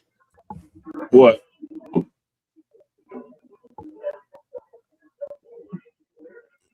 Well, what I do now? No Devontae? Devontae who? Oh yeah, Devontae. I'm tripping. My bad, y'all. Think you good over there, bro? No, I had to put the blunt down real fast. I am removing DJ Moore, and I'm adding Devontae Smith. And he's number 5 until he has a spectacular season and end up being probably number 2 next year. Well, he got Jalen Hurts, so who knows? John? And look, just get AJ Brown the ball, and then that frees everything up easier for Romeo Dobbs, Demario Davis. What top 5? My top 5 what? Receivers In this division? On the whole list. On the whole list. And all the East. Okay. I'm going CD 1, AJ Brown 2, Devontae Smith 3, Garrett Wilson 4,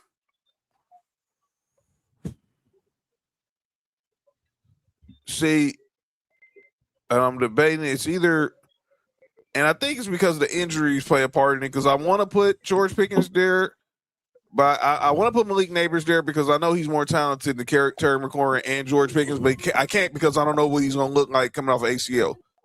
So it's either George Pickens or Terry McLaurin, who's 5. I'm probably going to have to go with Scary Terry. I trust him more.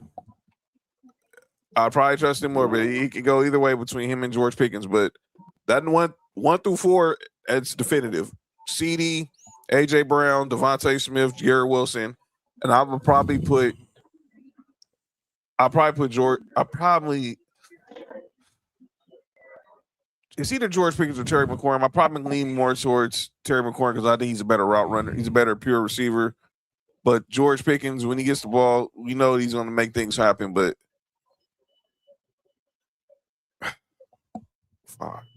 I'll go with George Pickens, and I'm not comfortable. I'm not confident. John changed the answer both twice. It's like crazy to believe. It's like I'm really talking myself out of one and talking myself out of another. But I'll probably lean more towards George Pickens than Terry McLaurin. But those are my top 5. Sorry, Dolphins. I didn't have nobody on this list. I know Mark's pretty hot that no one on the Bills. That ought to just prove Mark's point. The Bills should have somebody on this list, especially with Josh Allen as quarterback. And if the Giants if Malik Neighbors was healthy, he would probably be somewhere on this list, or he'd be right outside the top 5. He would be. He'd be top 5 if he was healthy. But yeah, if he was healthy, he'd be top 5. That's my 5. Cody, who you got? So, all things considered, I mean, I've always been the biggest hater of AJ Brown. I always have. I just always hated AJ Brown. I always thought Smitty was better than him. I did. I just deep down in my heart of hearts, I always thought he was better. But I have to know that AJ Brown is better than Smitty, and it's probably going to show this year. So I'm gonna go CD 1, AJ 2 is gonna look exactly kind of like Mark. I mean, like John's. Smitty is 3. I have Garrett Wilson 4. No, Terry McLaurin 4, and Garrett Wilson 5. George Pickens, I really like George, but I need to see him do it again.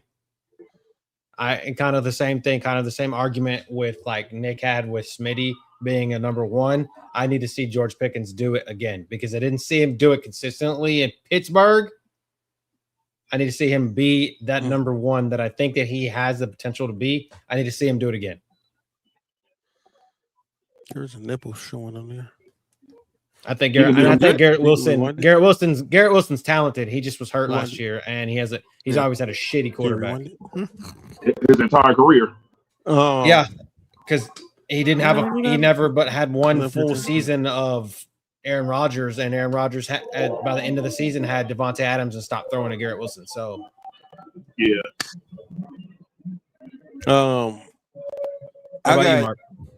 I got CD as 1. I'm challenging y'all list. I got Devontae at 2, AJ at 3.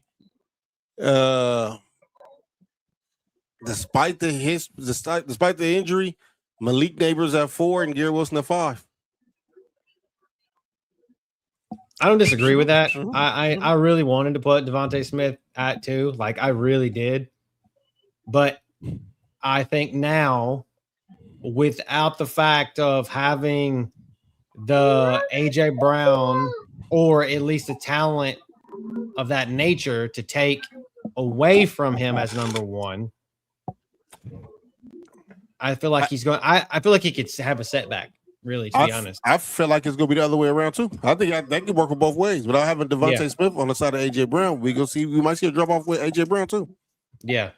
See, we can't. I know automatically AJ Brown was receiver 1 there, but we can't also not look at the pressure that Devontae Smith took off AJ Brown. Oh, for sure, absolutely. Yeah. But they both, but obviously they go and kind of like what we talk about tight ends here. The Patriots have a great tight end too, and that's going to take a lot of pressure off of AJ Brown. Hunter Henry is a great tight end, and no one gives him credit for it because he's on the Patriots. And ladies and gentlemen, that concludes our Beast of the East Master Debates. Let us know who you think of the top 5 receivers in the AFC and NFC East at Master Debaters on Instagram and on X. Obviously, you can hit us up at Sports For You Podcast, at Bars and Briefs. Let us know who you think are the top 5 receivers in the AFC and NFC East. Can I say that if Willard made the trade that we should have made, Jalen Waddle would have been in the top 5? Yeah, we would have. And I hope he's the best receiver in AFC West. But we'll talk about that. We'll talk about that in a few weeks. Hate Brandon Bean. A few weeks. But ladies and gentlemen, it's time for the final segment of the show.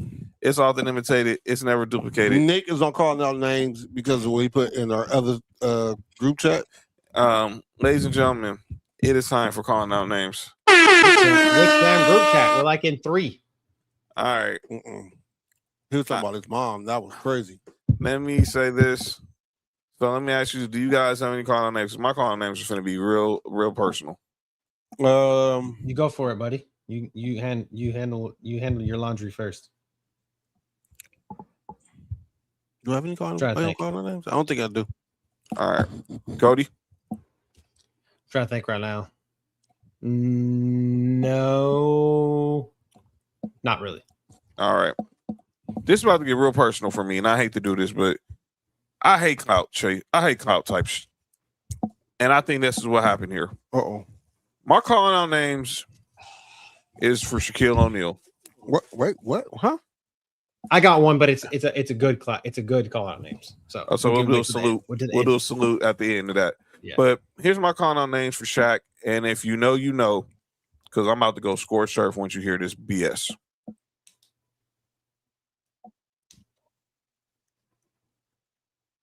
And what do you think about the way that they did treat him? Well, they didn't love me.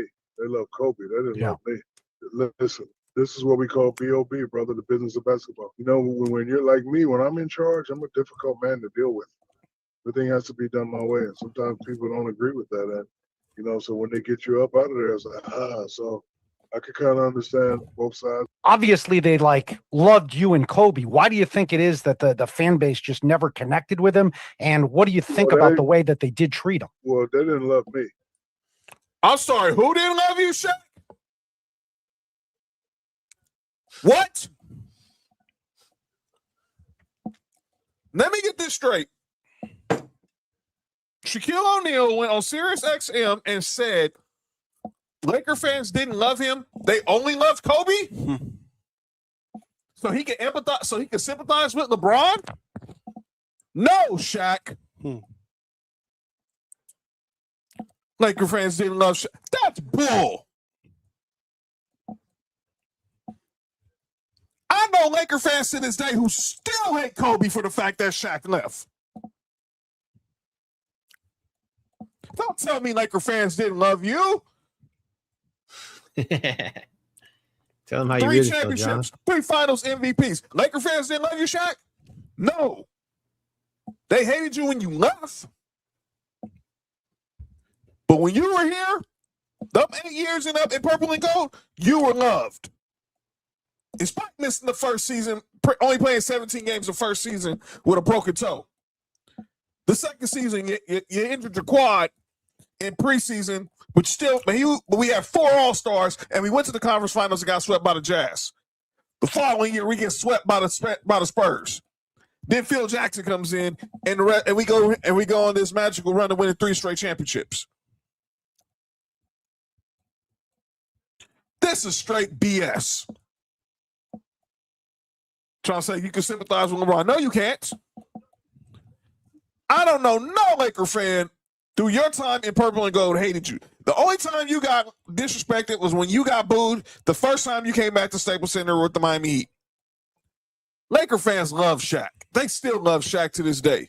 And like I said, there are still Laker fans to this day who still hate Kobe for the way that ended. You're not looking at one because I love Shaq. And Kobe's my favorite player. But I hated how that ended. But don't tell me Laker fans didn't love you, Shaq, the way they don't love LeBron. That's bull.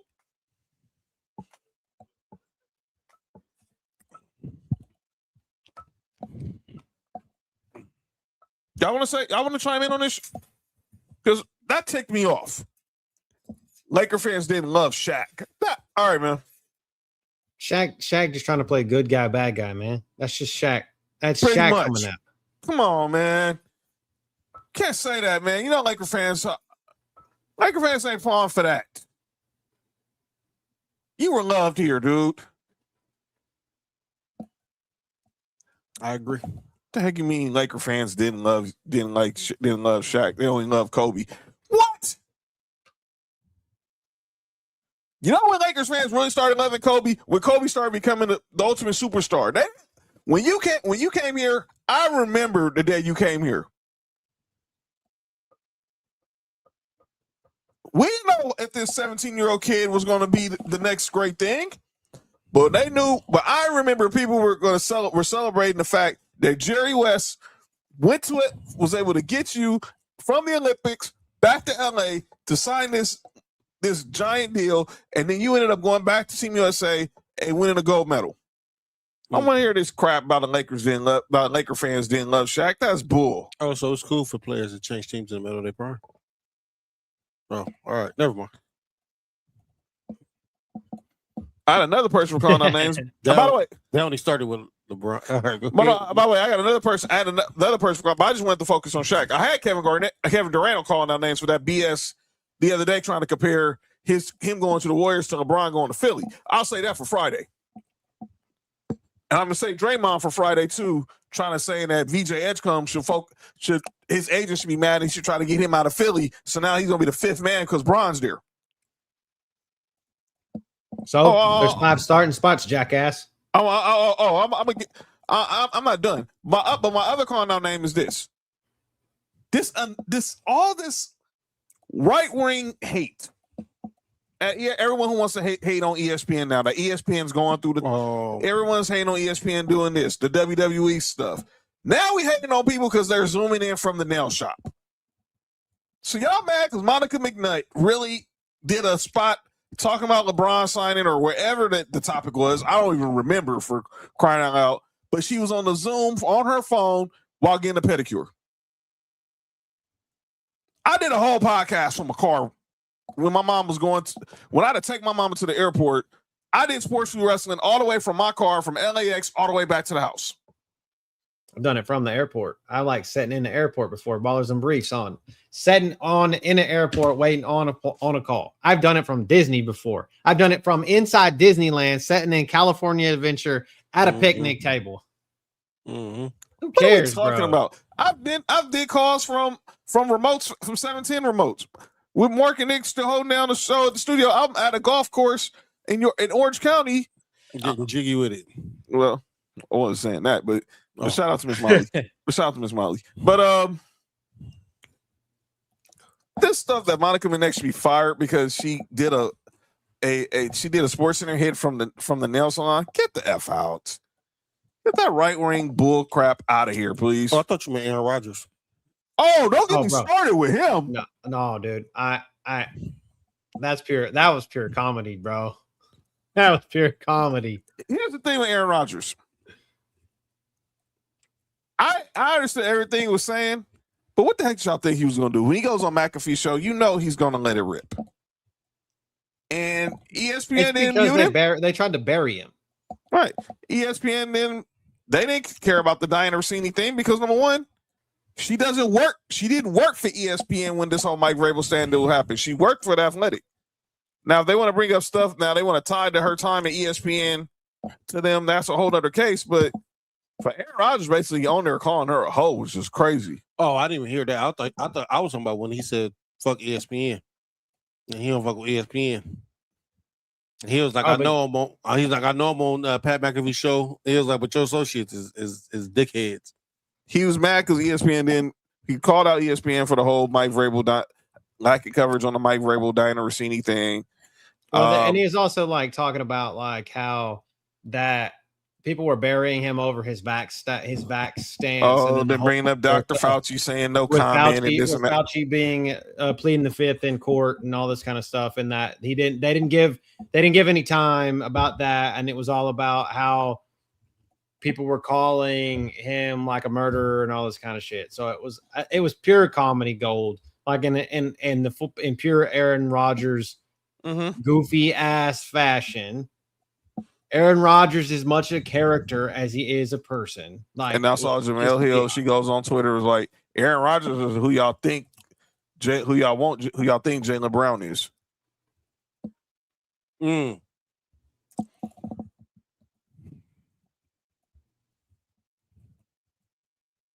But that's my call on that. It's like, come on, Shaq, you be better, bro. Be better. All right, we're gonna get up out of here. What about salute? Oh yeah, Cody, give us your sports for you, your sports for you salute for the night. Yeah, so since I will not be on Friday and I will not be on Sports for You Wrestling, I want to give out a shout out to the Beast Incarnate, the greatest combat sports athlete of all time, one Mr. Brock Lesnar. Thank you, sir, for putting your body on the line through shit for our entertainment for years. No matter where people stand on your issues outside of the ring, thank you for everything you did inside the ring. He's innocent until proven guilty. Wait, what happened with Brock Lesnar? He was tied in that whole Vince McMahon stuff, but he was guilty by association. I mean, there's been no logical evidence that he had anything to do with alleged sex trafficking. But Brock Lesnar did officially announce his retirement from WWE today at the age of 49. This dude had a career.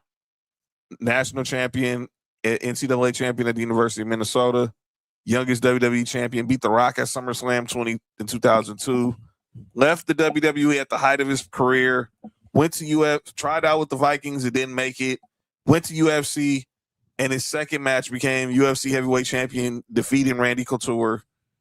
All right, Sam. Beat some greats, man. Nice, Sam. And they came back and had one heck of a second run in WWE, which included ending the Undertaker's streak at WrestleMania. But what he did with Obafemi will probably go down as one of his greatest achievements. We found the next Obafemi, the next Brock Lesnar. Yeah, and Obafemi was him. And so salute the Brock Lesnar. Next stop will be the WWE Hall of Fame for the Beast, and I can't wait to hear that speech. Oh yeah. But we'll talk also about that tomorrow on Sports Free Wrestling with me, JoJo Trail, and Nessa. And also, we got to salute Cody's girl, Chelsea Green, our new women's champion. I'm going to have a lot more to say about that because I saw a lot of hate because everyone's still dwelling on that whole Chelsea Cunningham pointing picture.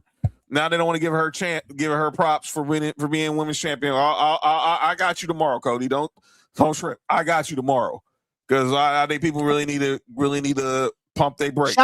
Shout out to Reclusa. And if you don't know who Reclusa is, go watch Lucha Underground. Oh my God. All I got to say. She's never doing that. She's never doing that again. Everyone begging for her to pin to the run back Lucha Underground, but she said it is not going to happen. And now that she has the WWE Women's Championship, new money. Yeah, you kiss that goodbye. Shout out to the Undertaker. Shout out to Undertaker. Officially admitted that he runs AAA. And it's dope. Shut up, Mark. Wait, he runs AAA? It's a Mexican. Yes. The car? No, the Mexican wrestling promotion, dog. Not AAA, not the automobile club. This dude, man. But check me out tomorrow on Sports Free Wrestling with Terrell Ness and JoJo. Relax. As we recap SummerSlam and talk about the Raw after SummerSlam and everything, and then look ahead to why did Rey Mysterio want to meet with Roman Reigns? We'll talk about that. Obviously keep your eyes out for when Mark and Ill Will go live for the next episode of No Rules on IG Lives. Make sure you're following No Rules Podcast on the gram. Yeah, that's great. That's great, Cody. Friday, we'll be back. We'll recap the Pro Football Hall of Fame game. Start looking ahead to the Pro Football Hall of Fame enshrinement. Let's remind y'all how great these guys who are going in the Hall of Fame were. And we'll talk about that, obviously, and we'll continue to talk more AFC, NFC East. We're gonna have some guests pulling up. I heard Big Nick's pulling up. Might have some other guests in the pipeline that on Friday to hang out with us. And then next week, Mastah D-Baters is back because we'll begin talking about the NFC and the AFC North. So stay tuned for that topic. So y'all be ready as we're clicking some things up. Make sure y'all subscribe. Drafts are around the corner, guys. And fantasy football. Ask them. Yeah, you got questions, fantasy football at Ballers and Briefs, at Mastah D-Baters. We will answer them, and we're getting ready for the drafts coming up in the next couple of weeks. Obviously, football season's here. I said we'll let you know what's going on next week as we talk the North. But y'all subscribe on YouTube, The Sports For You, Ballers and Briefs. Follow us on X, Instagram, Facebook, TikTok at Sports For You Podcast. Follow Ballers and Briefs on X and Instagram and TikTok as well. Follow Mastah D-Baters on X and Instagram at Mastah D-Baters. Subscribe to Ballers and Briefs on Twitch as well, and on YouTube. And we will see y'all on Friday. Enjoy the Hall of Fame game and enjoy all the sports. This has been episode 4 of Mastah D-Baters. I'm John. That's Mark. That's Cody. Shout out to Nick Freeze. And we'll see y'all on Friday. Embrace the debate, everybody. Peace. Mastah D-Baters. We stay lit. If you want the truth, come take your seat. Join the debate. Bring the heat. One mic, 4 angles, no fear, no pause, big names, big swings.